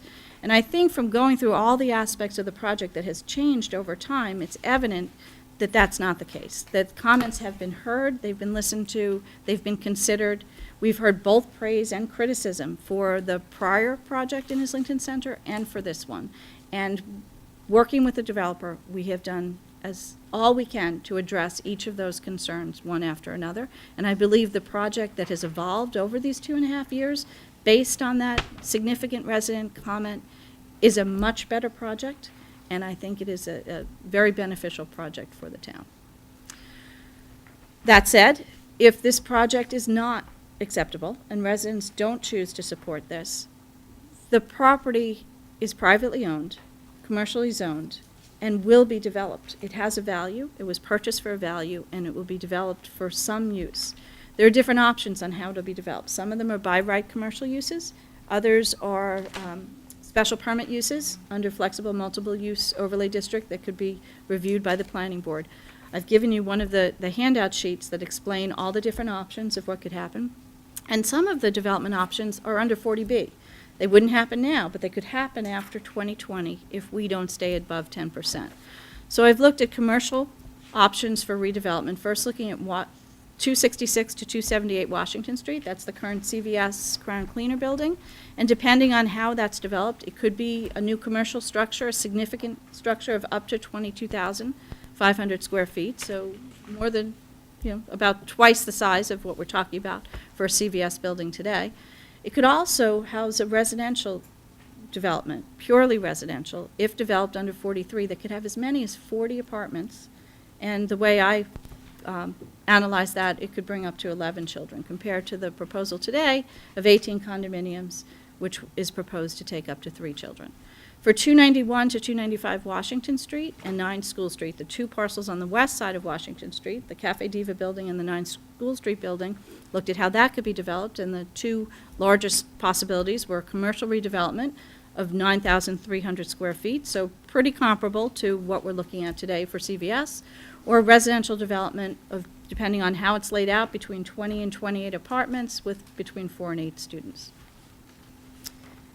So what I want to leave you with also is the thought that the proposed redevelopment is not only looked at as successful for the Islington Center at Washington Street, East Street, and School Street, but it's looked at for the potential that it could be a catalyst to redevelop the land further south on Washington Street. We have 3 vacant commercial buildings that are just sitting there, have been vacant for a number of years, one of them for close to 15 years. And we just don't see anything likely to move those properties along as much as this proposed development. So I encourage you to consider it favorably. Thank you very much, Nora. I'm sure we have a lot of questions. So, who would like to start? Barb? Can I just ask, going back to the 40B issue, if somebody comes in, not necessarily these properties, but somebody comes in an unfriendly 40B, can we in any way limit the size of their apartments like we've been able to do on the Gables and say, note like a limited number of 2 bedrooms and all?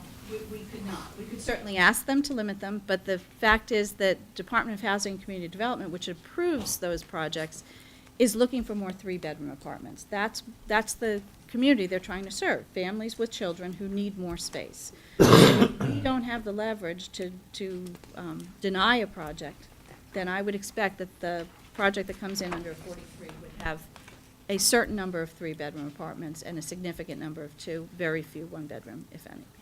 Just to add to that, current department requirements require at least 10% 3 bedrooms, 10%? at least 10%. And we had none at Gable, the Gables. We got Gables in right before they changed the rules. Oh, okay. Gables has 60% 1-bedroom and 40% 2-bedroom units. Thanks. The ACD was accommodating in that instance because of its location next to a train station. They accepted. And it was just It was before just three- before they 3 bedrooms switched. went in. Yeah. Okay, thanks. Just sort of a follow-up to Barb's question then. Given that the preference to do 3-bedroom apartments for 40B, would you say that Westwood would be a hot target, given the school system, for a 40B project for developers? Would that be right in their wheelhouse, looking for a community with our school system? Well, I think that's one of the reasons Needham has a large 40B project going forward now, because they too have a good school system. So Westwood isn't the only town that would meet that condition, but I think that is an attractive component in Westwood, the school system. And a larger apartment would accommodate a family and would accommodate more children. The Cohen property is behind a retaining wall. It's about 4 feet up and higher as you go to the back of the lot. Who's going to grade that? Who's gonna grade that? So that's the property we're looking at right here.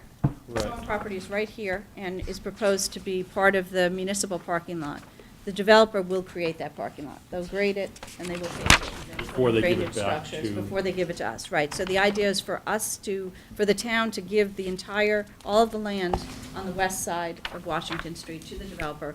The developer will grade it, build the parking lot, handle the drainage, the lighting, all aspects of that, and then give us back a prepared site here that's simply rough graded, that the town would then take over, build a foundation, and move Wentworth Hall. Regarding your estimate of the $3.5 million to build out those buildings, did that go out to RFP? Do we have, It did not. So and who submitted those proposals?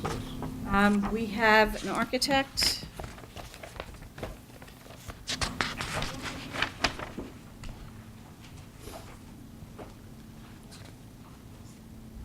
PM&C is the estimator, and GNAP Designs is the architect.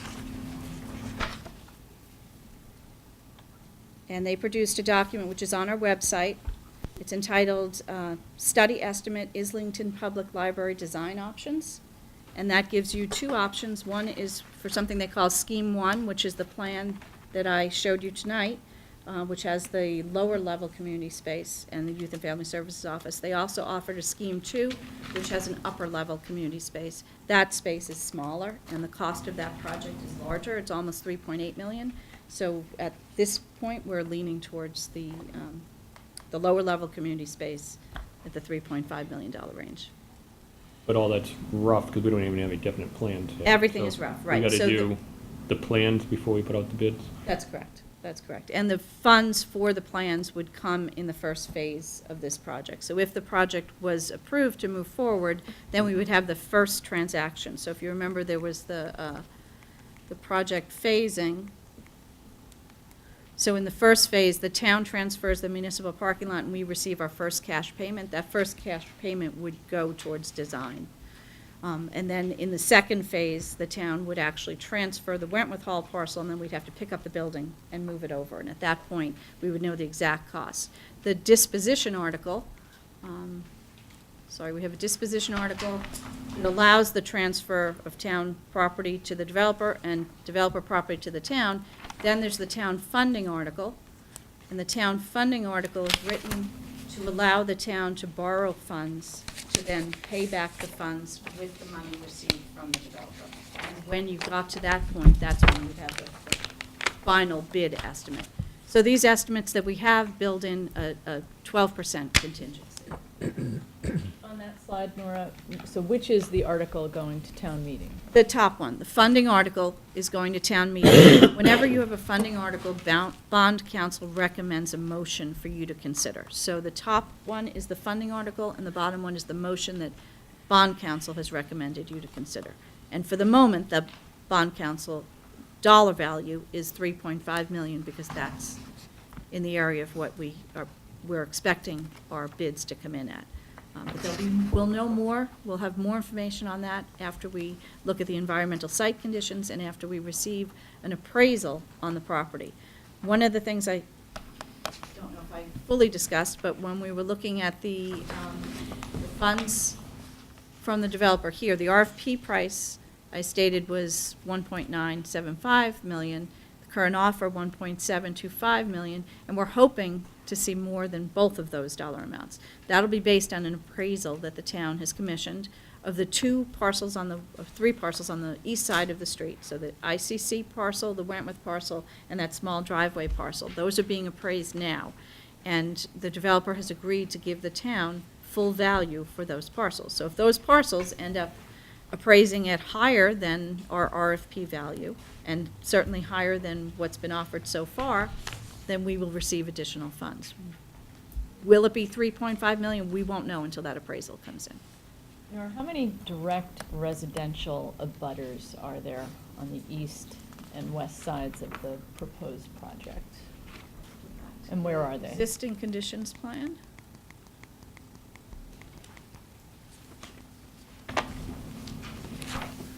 So here's on the west side, we have this abutter here.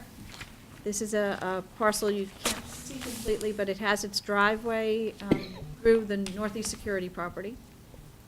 And then we have this lot here is town-owned. This lot would be considered an abutter. It's kitty corner to this parcel. This is a town-owned open space parcel. This is an abutter. Right here, a residential lot on Schaefer? Schaefer, right? And then this lot right here is an abutter at the back. This is a house on School Street, another house on School Street. There's also a house right across the street here on School Street. So I would say that's 1, 2, 3, 4, 5 direct abutters on that side of the street. And on this side, we have all these houses off of Strauss. This one has actually no street access at all. Their access is off of the CVS parking lot. And then we have these, this one is a direct abutter, this one, and this one. So 4 direct abutters on this side of the street. Barb? Do we know how much the developer paid for the property that he bought from Megaletta? I don't have that information here, but I know, yeah, we do have that information. I mean, obviously, looking at the comparisons. I think if we were to look at the dollar values,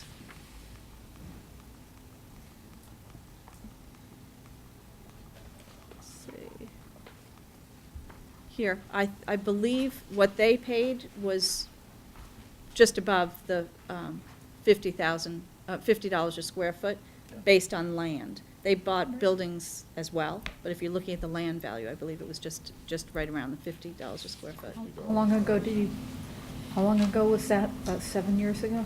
Okay. No, it wasn't that long ago. I believe it was in December of 2014 that they closed on the Magaleta properties. I know we had met with Mr. Ragaletta in late 2013 when he was proposing to put those properties on the market. I believe he put them on, took them off, and there was a lengthy discussion before he actually closed on the sale. But I think, if I remember right, it was December 2014. Actually, let me go Mike and then Jim, please. Laura, going back to page 32 on the municipal lot that had the underground storage tanks under it. You say here testing will be performed on that. So today, that's a municipal lot, so it's capped. There'll be some excavation of that lot in order to make. Right, we will have a contractor drill test pits and do soil testing, Okay. pre-characterization testing. Okay, so we'll dig test pits before we, We'll be doing that in April, early April. okay. But we will be committed by then? No?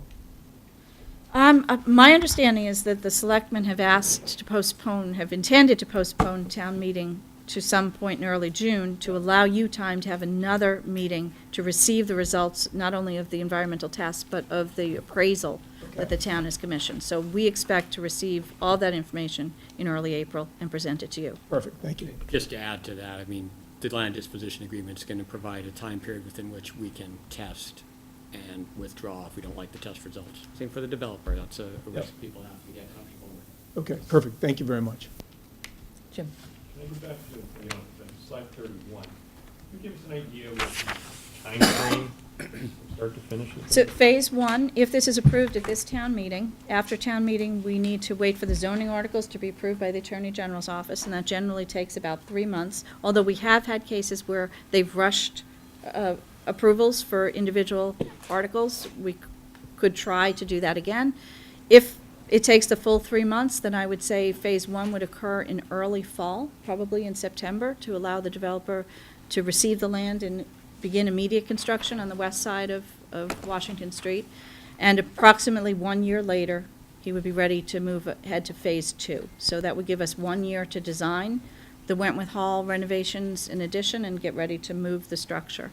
And then the phase three is probably more than a year out from phase two. I think the developer, that's the part of the project where he will make the most return on his investment, and I think he was most interested in doing that as soon as possible. So what will determine the timing of phase three is how quickly the developer can move to renovate the existing CVS building so that MMO can move into it, and how quickly we can renovate, and expand Wentworth Hall so that we can move youth and family services and all our recreation programs into that building.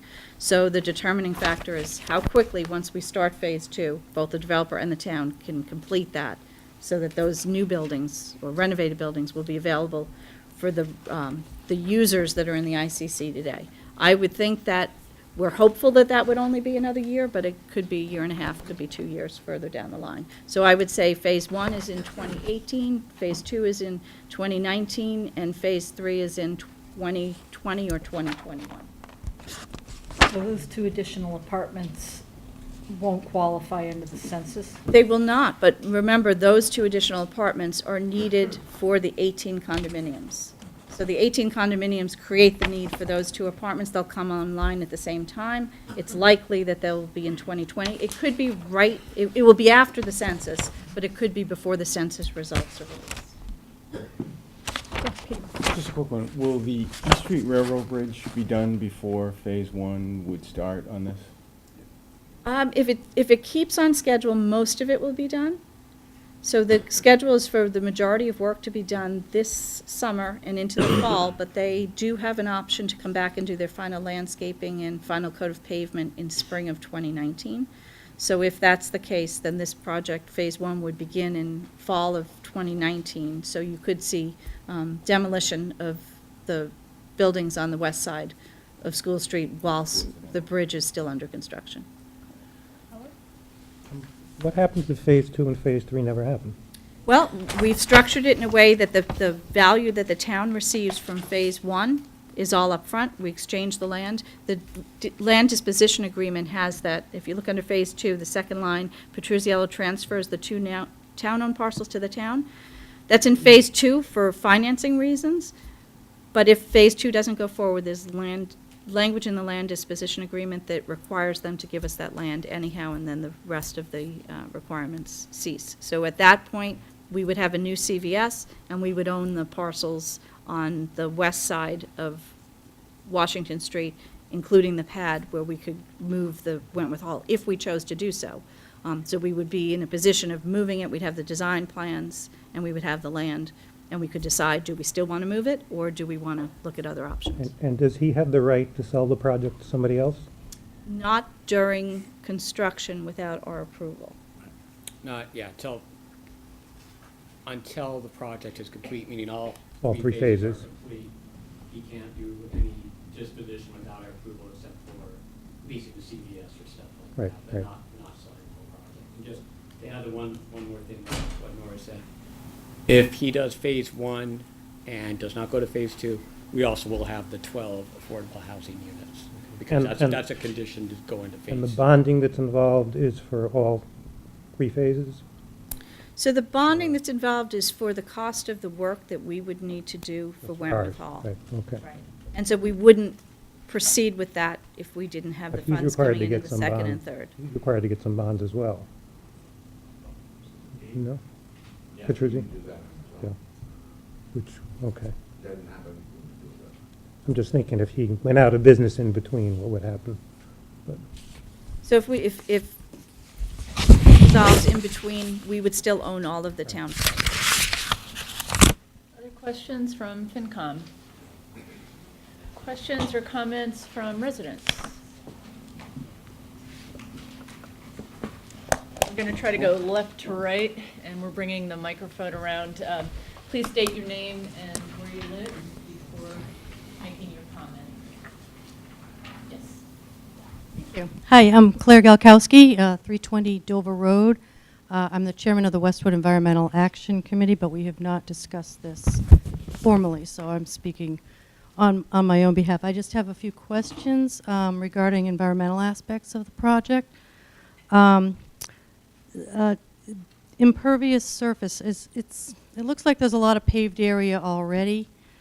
Will this have a net increase in the amount of impervious surface in that area with respect to, you know, flooding risk and that sort of things? That's one question. Has that been looked at? So the planning board is reviewing the plans. The impervious surface actually looks like it'll decrease slightly Oh, because there's good. increased landscaping. Uh-huh. Most of this area is fully paved now. There is what I should say is it will decrease slightly on the east side of Washington Street. It will increase on the west side of Washington Street. But all of the storm drainage is accounted for in the design. Okay, thank you.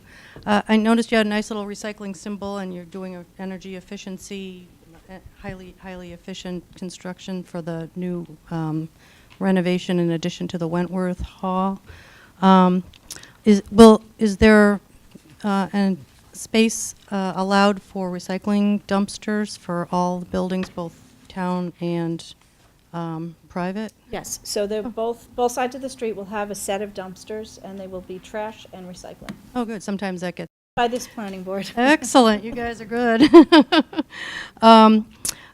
Some of the renderings are lovely with all the trees and everything. I see some trees that look like they're in the middle of the sidewalk. Are those actually planned trees, or are those just to make it look lovely? There are rendering tools that put trees in places where there will not be trees. So let me walk you through.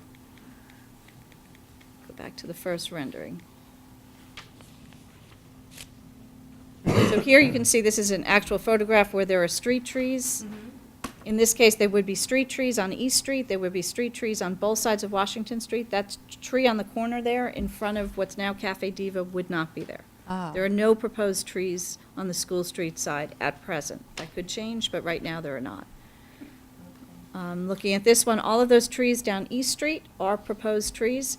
The trees on the left in front of the fire station are just a model tool. In order to make this model successful, they would have to show every building, they have to create the buildings, and that's not something that's cost effective. So the modeling just puts in trees where there are buildings today. But so the only trees on the site that would not actually be there are the ones, there are 4 trees shown next to the CVS on School Street, and then those trees on the fire station lawn are not actually there today. These trees would all be planted.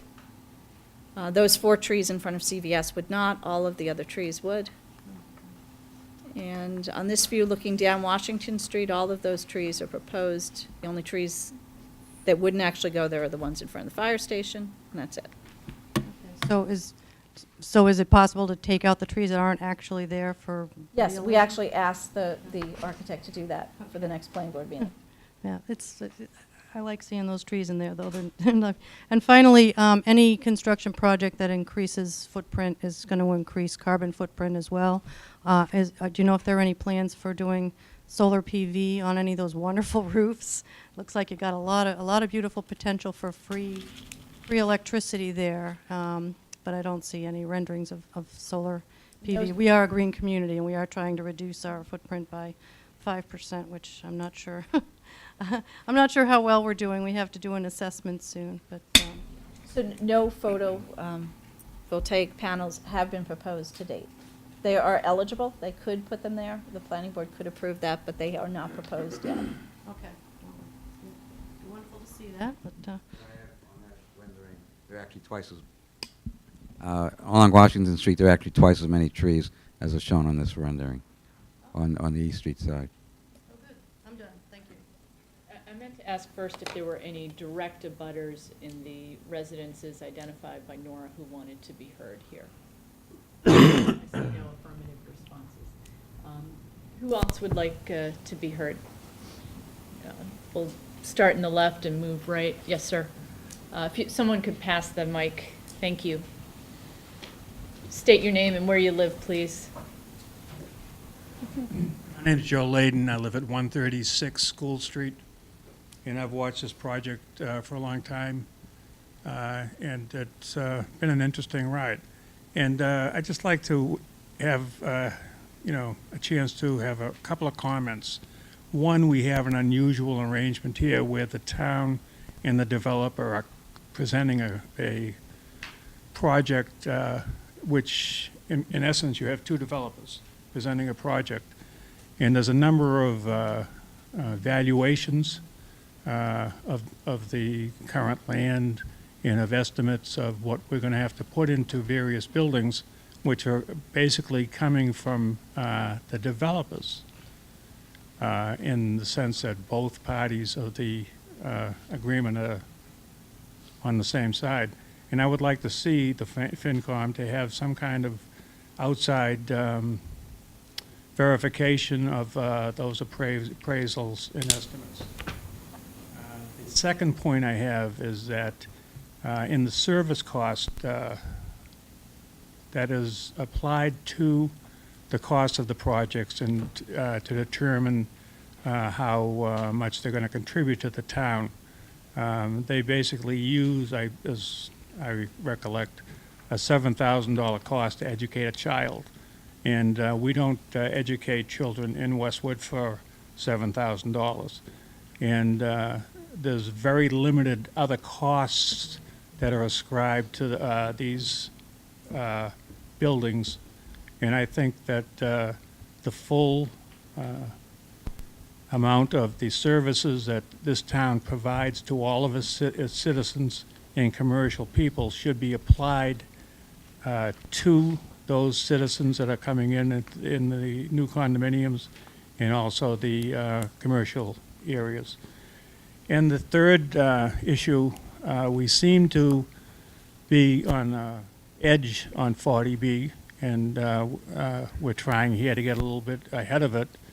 And it doesn't sound like we're going to get too far ahead of it. We're going to remain on the edge, and in each one of these proposals that will come up in the future, we're always going to be looking for a few additional apartments or something else. And maybe it's time, at this point in time, the town owns the land, that they should take a look at providing perhaps retirement housing or some other kind of housing, all of which would be affordable and would get ourselves in front of that curve, and maybe with planning, and if things don't happen that are unpredictable, like losing the Westwood Glen area's apartments, we'll be able to stay ahead of that 40B and won't have to be operating in fear of it all of the time. And that's the 3 items that I have. Thank you. Thank you, sir. Yes, ma'am. Good evening, Nada Milosavljevic, Fabrizio, 32 Webster Street. I agree with Mr. Layden, his third point. If the town did acquire land and did do building for seniors, I probably would be one of those people that would look into purchasing something. I'm ready to move, not necessarily out of Westwood, but I can't afford anything here. But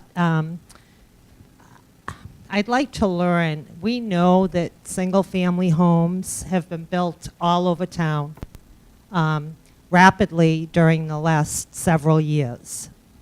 And I would like to learn why we are only dealing with this 40B issue now, and why we haven't been more aggressive in making sure that we added affordable units to the SHI over the last 10 years. So I can answer that. So we actually have added quite a few units. We added 69 units at University Station, and we're able, that was another case where we were able to, for one of those buildings, counted as a 25% affordable building, where we were able to count all of the 250 units in that building. This is something that we are working on, we have been working on over the last 10 years. The fact is that by right subdivisions come, and there's not a thing we can do about them. They are approvable under state law. So we have no choice but to accept by right development, and we have to account for those units. The town is not in the business of producing housing. We have a couple of exceptions to that. We do have Westwood Housing Authority that is a private organization associated with the town that has today 11 units that it owns and that it rents out, and 8 of those 11 units are already listed on our SHI, and we are taking steps to try and get the 3 remaining ones listed. We have worked with several of the other developers in an attempt to get more affordable housing in town. You may remember there was a project at 215 High Street, so maybe about 3 years ago, that we worked with the developer for well over a year trying to get senior housing that would have had an affordable component. That did not go through. There happens to be another developer at 215 High Street that's coming forward that was just at the planning board last week. We're hopeful we'll get some developments there. We've also been working with a property owner who owns property on Everett Street for several years now, trying to get a senior housing development there that would have an affordable component. Senior housing, affordable senior housing, is probably one of the most difficult sectors of the market, to have individuals that qualify for, especially for ownership senior housing, but it's something we have been working on. We have an opportunity today because the land that we have available to us has a value to a commercial developer, and that developer has worked with us to create an opportunity to develop these affordable units.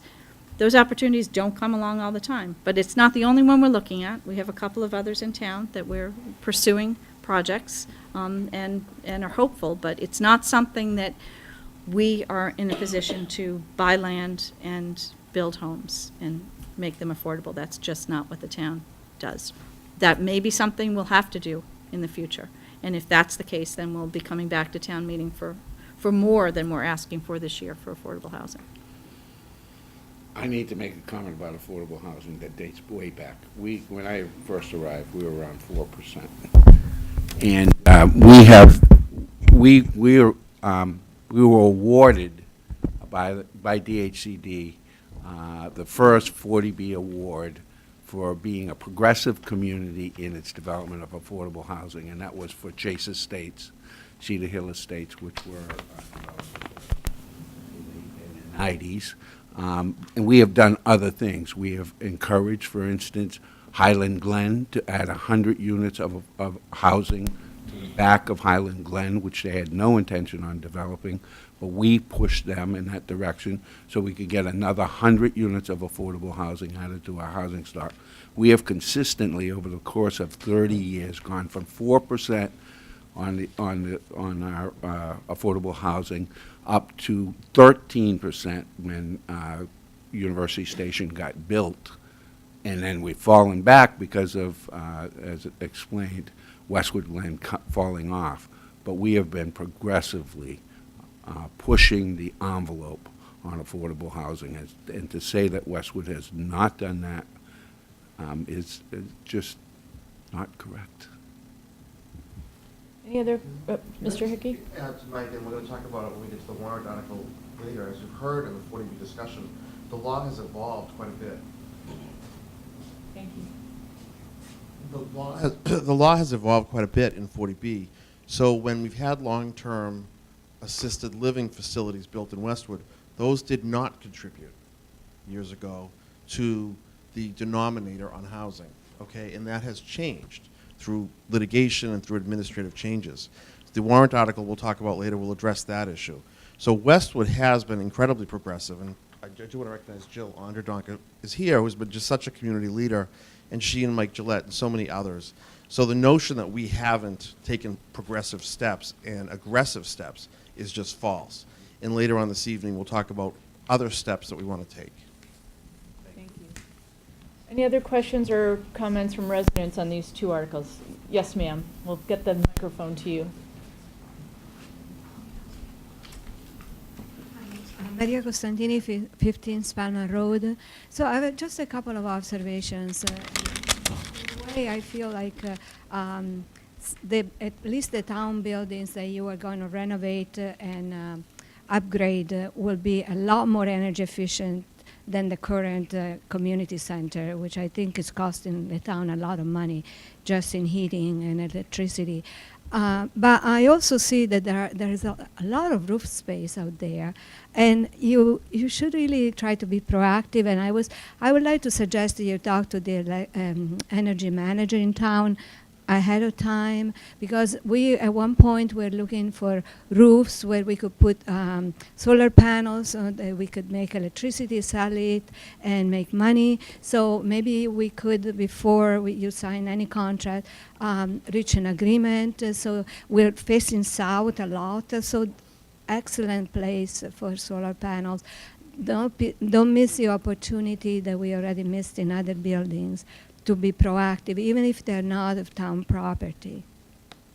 And then the other thing I wanted to say is all this improvement to the Islington community, Islington Library, which is great, and I think the residents in Islington would be happy. Are they being supported with the money that you make from the sale of the land, or how are they going to be financed? The proposal is that the funding article would support the renovations to the Islington Library, the capital cost of moving and renovating the library, and that funding article would allow for repayment with the funds that we receive from the developer. The dollar amount of those funds is still up in the air. So we know that we have $1.725 million as an offer now, and we're hoping to get it much closer to $3.5 million. We'll know after the appraisal exactly where that number falls. For the ongoing operation of the library, that's in the library budget, and that's something that this town meeting approves year after year. Any other questions or comments from residents on these two articles?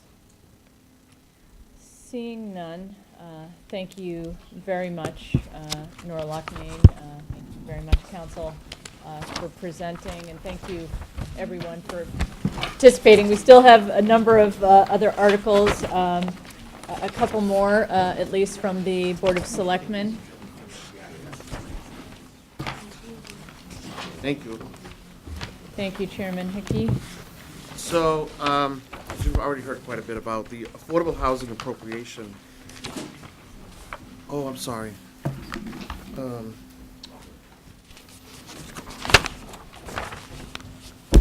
One of the issues we've had with the developer of University Station, especially as they enter the new phase, is the fact that we believe that the project as it stood before the most recent approval of the 100 condominiums was unmitigated.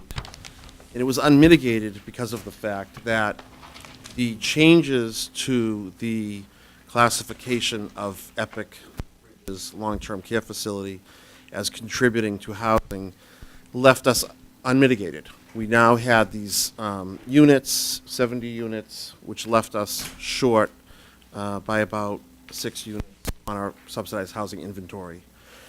We entered into negotiations with the developer and came to an agreement where there's $489,000 in the town's coffers today that by right, by the Phase 1 building agreement, should be returned. The developer is willing to forfeit that $489,000. We would use that towards the renovation and creation of future units.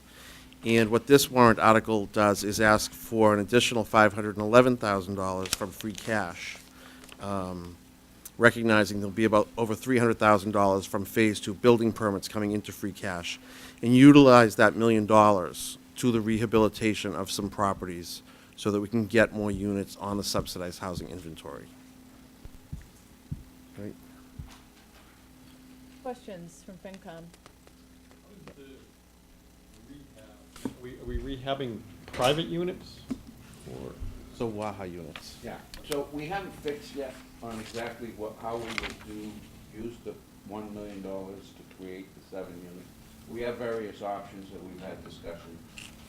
For example, we have the 3 housing units. They were donated properties that we received that are in not so good repair and don't currently toward the affordable housing because of the way they were leased in the beginning. And so we've, over the course of the next year or so, we would make improvements to those properties and rearrange the structure of how those are being leased or inhabited. Who will own the properties? It's not clear yet. That's still to be worked out. It could be, the Housing Authority currently owns them. And so it's not clear exactly what we would do in the long term. That's but the end event, the end game is to create 7 affordable units to offset the 64 units of memory care that went into University Station, which requires 7 affordable units to be created to meet the 10% requirement. Now, memory care facilities were not counted as units, or they're beds actually. They were not counted as units before, but they are now being, in 2020, part of our denominator. So who's going to administer this fund? Is it going to be town administered, or are you turning it over to the Housing Authority for them to operate it? No, they're currently owned by the Housing Authority. The 3 units are, but you're looking for 7 units, so there'll Yeah, be 4 other units. We're working on a couple of different options. I couldn't even tell you exactly which direction we'd head, but we're looking for an option that will that we can afford to do within $1 million to create some more affordable So housing. who's going to control this $1 million? Is it the Board of Selectmen? Board of Selectmen. Mike, I may be missing something, but could this money be used to rehab privately owned properties? It would only be properties owned by the town. They're currently owned by the town. They've been donated to the town. So there are 3 existing single-family homes that have been donated to the Housing Authority. To Waha. Sorry. I keep forgetting. I mean, as worded, maybe I'm being too literal, it says it can be expended to support and/or create affordable housing units that can be listed on the SHI as qualified housing units to meet the requirements of. I mean, you can list privately owned units to be on the SHI, but But you can the also- intent here is for this money to go only toward Publicly owned. publicly owned, okay. Well- The money can also be used to acquire private property. Right, okay, and I'm sorry, Jill, did you want to add? I'm sure. Well, I just wanted to clarify a few things. Oh, right here. This has all come up very recently, this idea of this affordable housing fund. And members of the Housing Authority, which I'm chairman of, and our nonprofit board, WAHA, met recently with Mike and have discussed this. And we're supportive of this, of course, of seeing some money set aside by the town. That's very unusual in our history. We've not done that. And so we have some money set aside that we want to help work with town officials to best use these funds to develop more affordable housing units. And it's true that our nonprofit owns 3 single families that are houses that might be available to be improved and maybe sold to as affordable units with deed restrictions and the whole thing. But whatever we do, we're looking at a bunch of different options, and whatever we do, our goal is to create at least 7 affordable units that would count on the SHI. And only units that are privately owned or municipally owned, but they have to have a deed restriction and meet state guidelines to count on the SHI. So some individuals can't just create it themselves and say, I'm going to rent to my grandmother who, is low income or something like that. So it's all part of a program, and we would be working with town officials to make sure that the funds were best used. Thank you very much. Mike? Yeah, so two nuts and bolts questions. We have an article later, other capital, where we're looking for 100,000 for capital for WAHA too. So it's a total of 1.1 million going to these general projects this year in the budget. And can you just walk us through the 511, you say free cash, and you mentioned that it's coming from building permit fees. Can you just walk us through that a little more slowly? So as we enter into phase 2 of the development of University Station, Yeah. there will be north of 300,000. There is 300,000 that we've already collected Okay. in phase 2. For phase 2. The hotel and the Brigham and Women's Facility and Pulte, total over 300,000, well, almost the entire 500,000, I believe, right? Is that right? And that's in excess of what we expend on these. Those were not counted in the monies that were accumulated, and the development language said that in constructing phase 1, the developer will pay all the building permit fees. We will run all of our costs through those development fees, and at the end of phase 1, the developer will be entitled to receive a return on what is not expended on. So that's the 489. That's is phase 489, one. right. And the 511 We is did phase not, 2. and then what phase 2 is, we didn't have any language either way. The developer has now agreed, under the new development agreement, that he will not be entitled to any building permit fees in phase 2 and beyond. So from here forward in this development, we collect the building permit fees and they stay with us. So at this point, they will no longer be accounted for separately. They will just flow into our general fund. The general fund then will close out the free cash. So in effect, the building permit the fees building funded. permit fees will be funding the free cash, which will be down, reverted back to funding this article. And last question, so this money was not previously projected by Pam to be in free cash. This is sort of surplus, that our free cash. The 489 was not projected. Where we didn't have an agreement about where the building permit fees would go, it was still up in the air as to whether or not we would have to return any portion of those funds. Okay. Thanks. Jill, did you want to add to that? I just wanted to clarify, he mentioned the 100,000 in the capital needs, and the Housing Authority, and it's not through its nonprofit arm, owns 8 units of affordable housing that we rent to low-income people, and we don't generate enough money from the rents we collect to do capital improvements on our properties. And so we've borrowed money from the bank. We have mortgages on several of the properties. The nonprofit we have not gotten town money. We've been doing this on our own. And so we have asked the town to give us some capital money so that we can make investments, so that we can continue to be able to offer these units for rent to low-income people. Thank you. Thank you. So, Other can I- questions? Yeah. Yeah, sorry. So in the February 6th report, Pam had, or you had, Mike, I forget, the $500,000 that we talked about.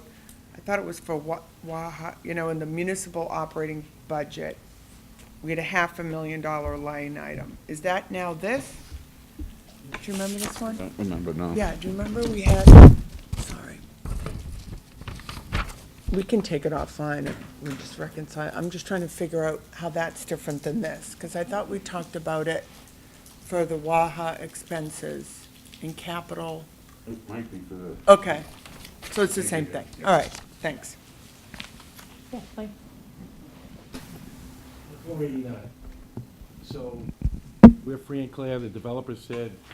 Keep it. Developer had the right to the 489. They said we don't want it. Well, we took the position that the projects have to be mitigated, right? The town cannot have an unmitigated damage as a result of the development.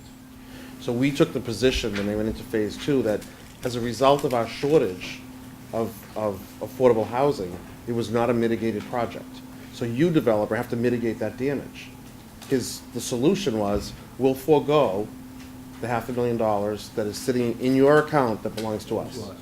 So there was a quid pro quo. The exchange was, we would recognize that they have now mitigated what had not been previously an issue. And frankly, it was not something that we wanted to have to rely on and litigate, because we were in a worse position than he was. There's no damage to the town right now. The damage to the town actually accrues in 2020. But the problem for the town is, there's no time to cure, right? If you fall below 10%, you don't then have a period of time to cure. So we were both at a little bit of a stalemate. So the solution was, we will contribute to make up for your shortfall. And so to really get us to 6 or 7 units, we need to, 49 wouldn't do it, right? What was your shortfall, the number? It's about 6 or 7. So there's 64 units down at Epic. Any other questions or comments from members? Any questions or comments from residents on this article? I see none, so I Okay. think we can go on to your next one. Just out Oh, of curiosity, sorry. White Oak Cottages, that didn't throw us off? No, that's the problem. Originally, with both of these projects, they were Oh. thought to be, I'm sorry.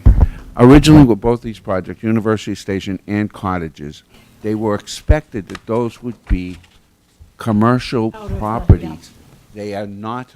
Okay, But I'm sorry. I didn't realize that you had Since said going White Oak in, as they're well. now valued as residential property, which makes them count on the count.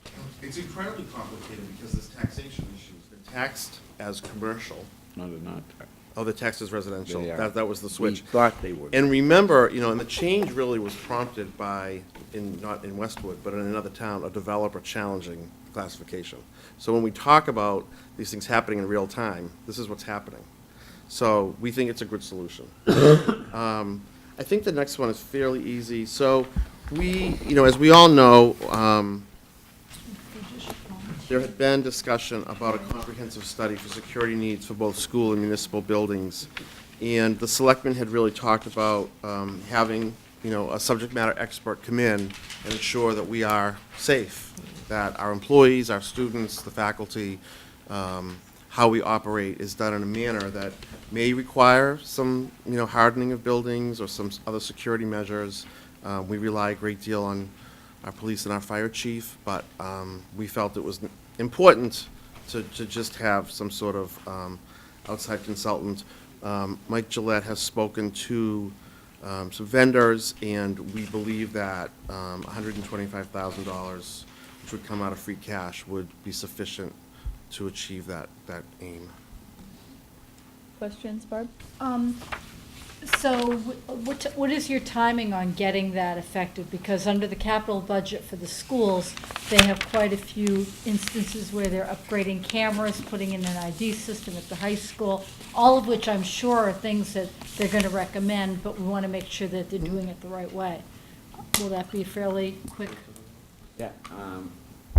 School department, I think, is going to go forward even before the end of this fiscal year on their study, and then use some of this money to implement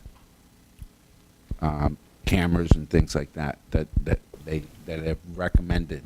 Yeah, well, I think they've First already done steps. that study. We've got Heath back here, so. Thought he was here. Yeah, I know you did. So. We can hold off on those until we get the report back. Okay, Until we implement any of those changes. okay, thanks. Any other questions from members?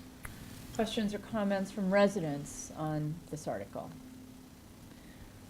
Seeing none, is there any other matter? Thank you. Was there an update on the Chiefs article? Oh, yes.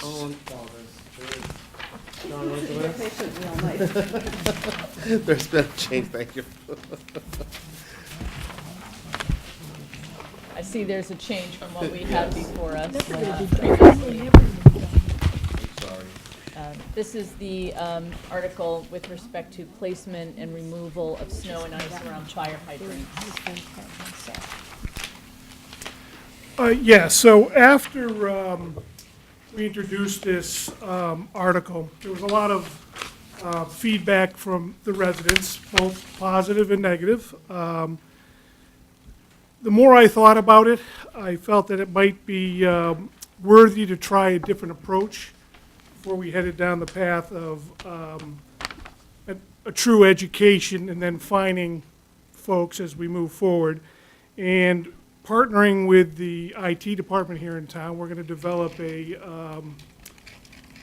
web-based program and try to use the adopt a hydrant concept. It's worked okay in other communities. I'm hoping that Westwood will actually outshine all the rest, because I think we can from all the feedback that I got, that people are definitely willing to jump in and adopt the hydrant. So I'm hoping that we can outshine, as I said, the rest of the communities around us. We have the 600 hydrants. We, as the fire department, will do our fair share. We're going to look for the residents to go out and either sponsor a hydrant or adopt a hydrant, depending on, the verbiage you want to use for it. But we want the hydrant shoveled. So what we're asking and what we're putting forth here is we're going to strike the C section in there. We'll get rid of that. We're going to keep the B, which is new, in language, but what the B does is actually find contractors who plow snow from someone's driveway directly on top of hydrants, which does happen, I'm sorry to say, infrequently, or even a resident who piles their own snow on a hydrant. They too would be affected by that, but again, we would obviously start with the education of it, that don't do that, and then down the road. But we would definitely need it for people that are deliberately plowing in hydrants, because we do need them when we need them. So we listened, and now we're going to make this change. We're going to try it out next season. Hopefully it will go really well, and then we'll go from there. We'll make decisions as we move forward. Well, thank you both, and Chief, I think I can speak for the whole commission in thanking you for bringing this issue to not just our attention, but to everyone in town. I hope that everyone in town will help you with those 600 hydrants, and I know you have our support to help you with that endeavor. I do have a question for you, though, on B, with respect to no person shall pile, push, plow, or blow snow onto the hydrants, essentially. I think a lot of us have had the experience that it's the public plowers that are the ones that really. They would not fall, because they fall under that same as in A. Obviously, we're not going to come after the Board of Selectmen And since I work for them, it's a little hard for me But how do you to discipline them. How do you determine that? You know, you go by a house, you see it's all plowed in. You can tell when someone physically piles up. When the hydrant is missing, Okay. that means it's been plowed over and taken out. That's a whole different issue. But when it's completely plowed over, that's not done from the plows on the street. The windrows are totally different. You can tell when someone intentionally plows snow up onto a hydrant. Many cases, they just don't know where it is, and they just dump it there. That's why, obviously, we would educate, and then behind that, if we saw that it was just being done, you know, constantly, we would follow up with the ability to fine. And again, I'll go back to my 22 years of experience with this very similar language. We didn't do it. I can't count one time on my hand that we or myself ever issued a ticket like that, and I had the ability to do it. It was all educational. You talked to the contractor. They came back out with their own backhoes and stuff and dug it out for us. So it works in that scenario. Hopefully the adopt a hydrant will work. That will find some passion behind that, and this will be a win-win for everyone. Any other Mike? Just a quick question, Chief. Do all of our hydrants have those poles with the reflectors on them now so that you know that they're? I would not say all of them do. Yeah. I'm meeting with the Dedham Westwood Water District next week, and we'll chat about that to see if we can get, you know, those updated again when they go around and do maintenance. Yeah, that has to help a little bit. At least you know. Well, at least we know where it is. Right, yeah. You know, as we're driving down the road, if there's a fire and it's not shoveled out, we at least know where to stop. Right, yeah. We have them actually on our technology that we're implementing. Yeah. We have it so that it's actually identified through GIS, so we can get in the area, but we would prefer to be able to have them shoveled out first and be able to see them after, because again, we only come with 6, maybe 7 people. We don't really have time to be shoveling hydrants at that point if there's a fire. Any other questions for the chief? Yeah, Howard? Not really a question, a comment. I just saw a news story, I forget what town it was, that has solved most of their problem by telling high school students if they take a selfie with a shovel at a hydrant, they get an hour of community service. And I can tell you that the school system here in town has done a phenomenal job at helping us do this. They actually compete, the teams compete against one another to see who can get the most amount of hydrants done. It's just a lot to put on the shoulders of these young kids to do 600 hydrants when there are people in town that are able-bodied that could do it. There are a lot of folks that aren't. In combination with your Yes, adopt a hydrant. absolutely. And maybe if some people were able to phone the high school and tell them that they're not capable of shoveling it out themselves. And we're going to do that with the new community risk program that the fire department's rolling out. It's the neighbors helping neighbors. Right. So we're going to develop that kind of relationship. Also, the COA does that for the folks that go there too. They have lists of folks that they can call. So everyone's pitching in, so we'll give this a try. Thank you. Any questions or comments from residents on this article? Yes, sir. Do you have the microphone? It's right here. If you could, thank you for passing that back. If you could state your name and where you live, sir.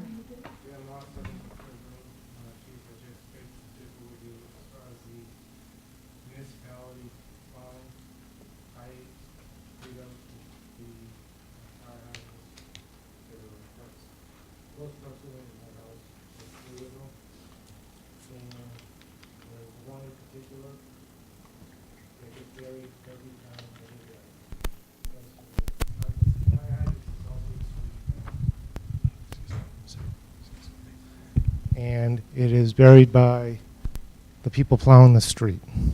Okay. Unfortunately, it's not the DPW that's plowing the street, it's contractors that are plowing the street, but it's still people that are working for the town. And it's very frustrating when you've spent time digging out after a storm, and then the next storm comes in, and everything gets buried again. It's just because it's in the hydrants and the street drains are in convenient locations for the snow to go. So I would ask that you actually educate the contractors plowing the street. We will do that. I'll put that on my list. Thank you. Thank you, sir.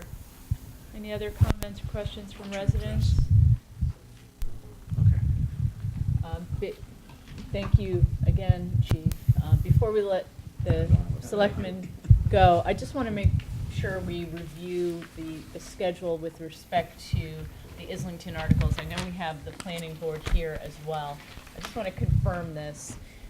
So we are looking at an possibly early June town meeting.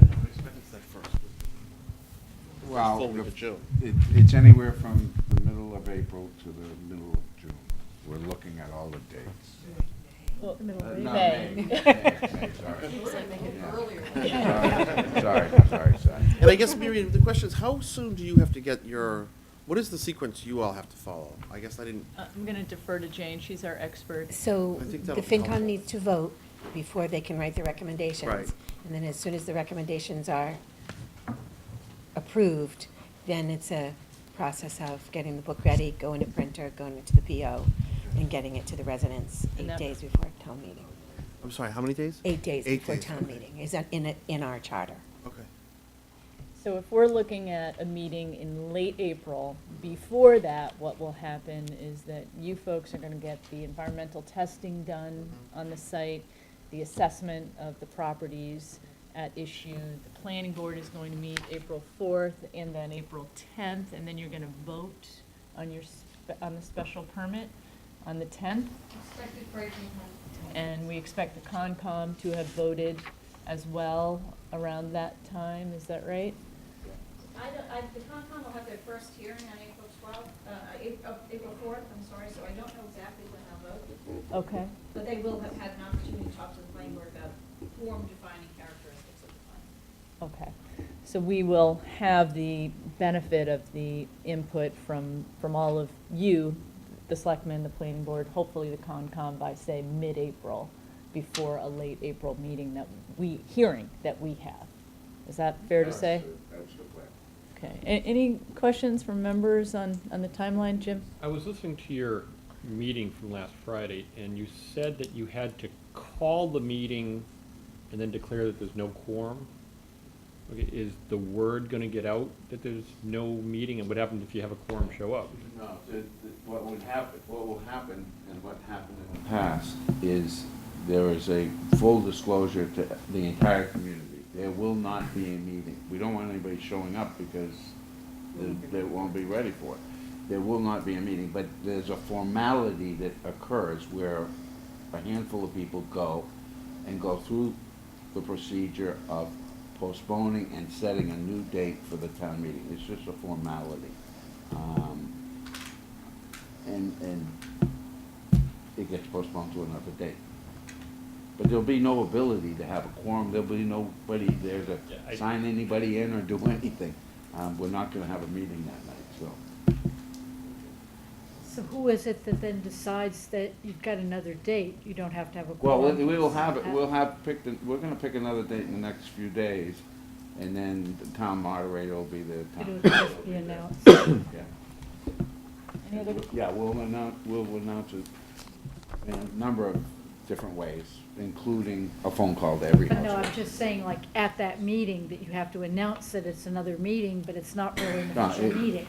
It will all be set. It is official. This is an official meeting. It will convene to be adjourned to another date. It's like Okay. a continuation, Okay. is what it But is. So you this can- is an and you can do official that without a process. quorum. Okay, You have to do it, you do it in the absence of a quorum. okay. And it's typical of boards who have Don't get enough. prescribed meeting dates, but those meeting dates no longer conform with their business cycle. For instance, that happens, well, I know it happens, I'm a trustee on a university, it happens every year.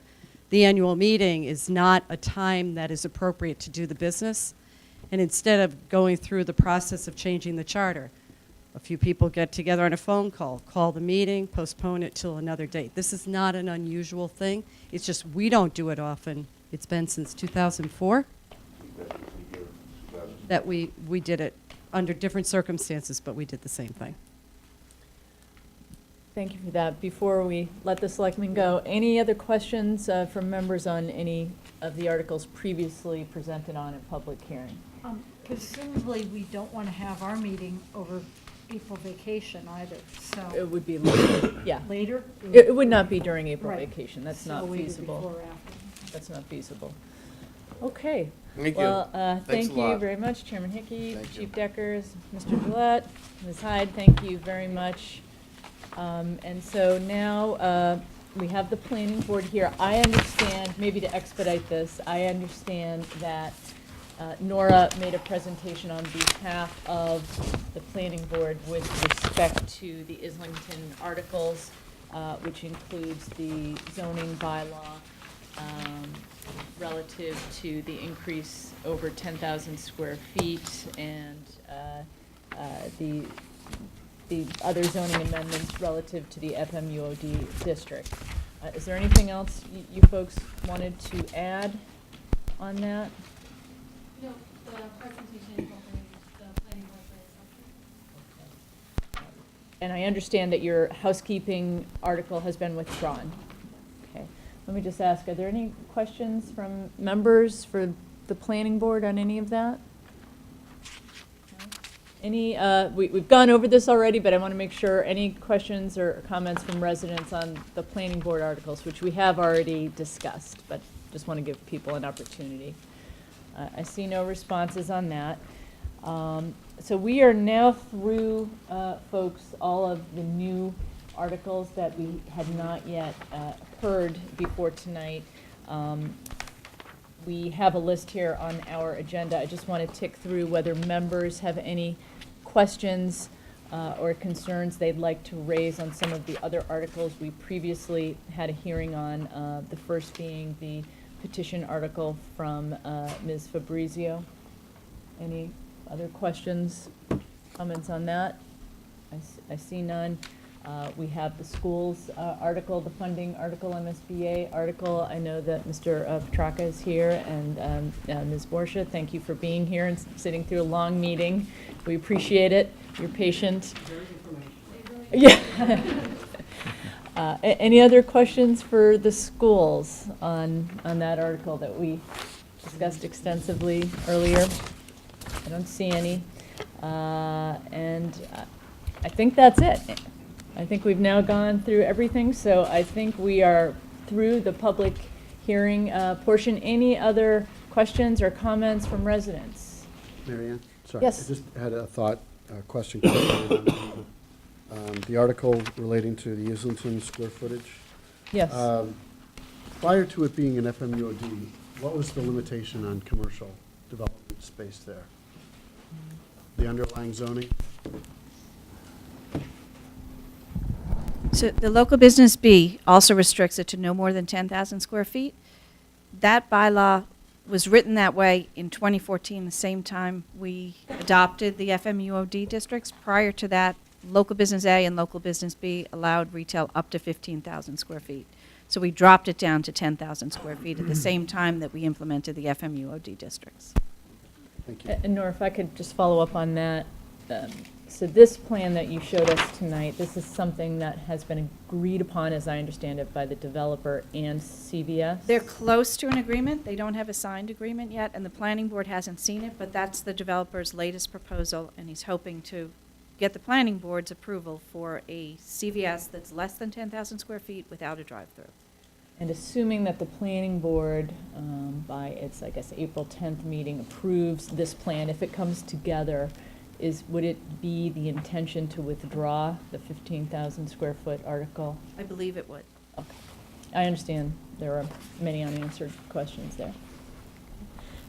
Any other questions for the planning board? Okay, with that. Tomorrow night's meeting. I don't think we have a need for another meeting tomorrow night. We do have the option of voting on articles that we have previously heard, if we would like to, or, yes. The only question maybe you should have asked the selectmen, any chance any of the other articles are going to change? Wouldn't want to vote on them if they're going to change. But, sorry.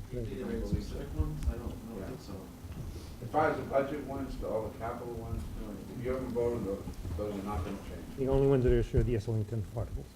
Yeah. I would, obviously, we can't vote on those because we're having another hearing.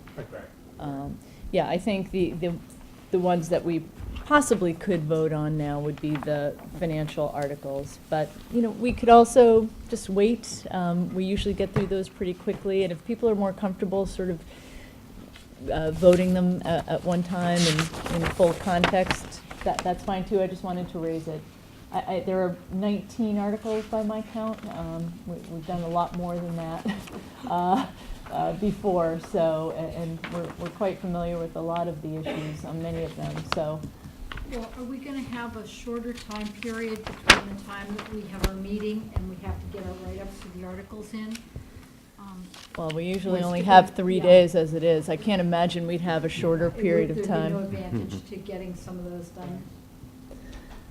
Well, and a lot of the Administrative financial ones. articles, Jane and I write up Yeah. anyway, and you folks, could at least maybe be starting the meat and potatoes of your write-ups. Obviously, we haven't voted, but just in terms of what the general gist of the articles are, what they do and so forth, maybe get that done. And Christine and I were working today on, once we have the town meeting date, and we're incorporating as much time as we can. We're trying to mirror what we would normally do here. So we're already checking dates for our meeting, and so we're really trying to mirror exactly what our process would be, only 30 days-ish later.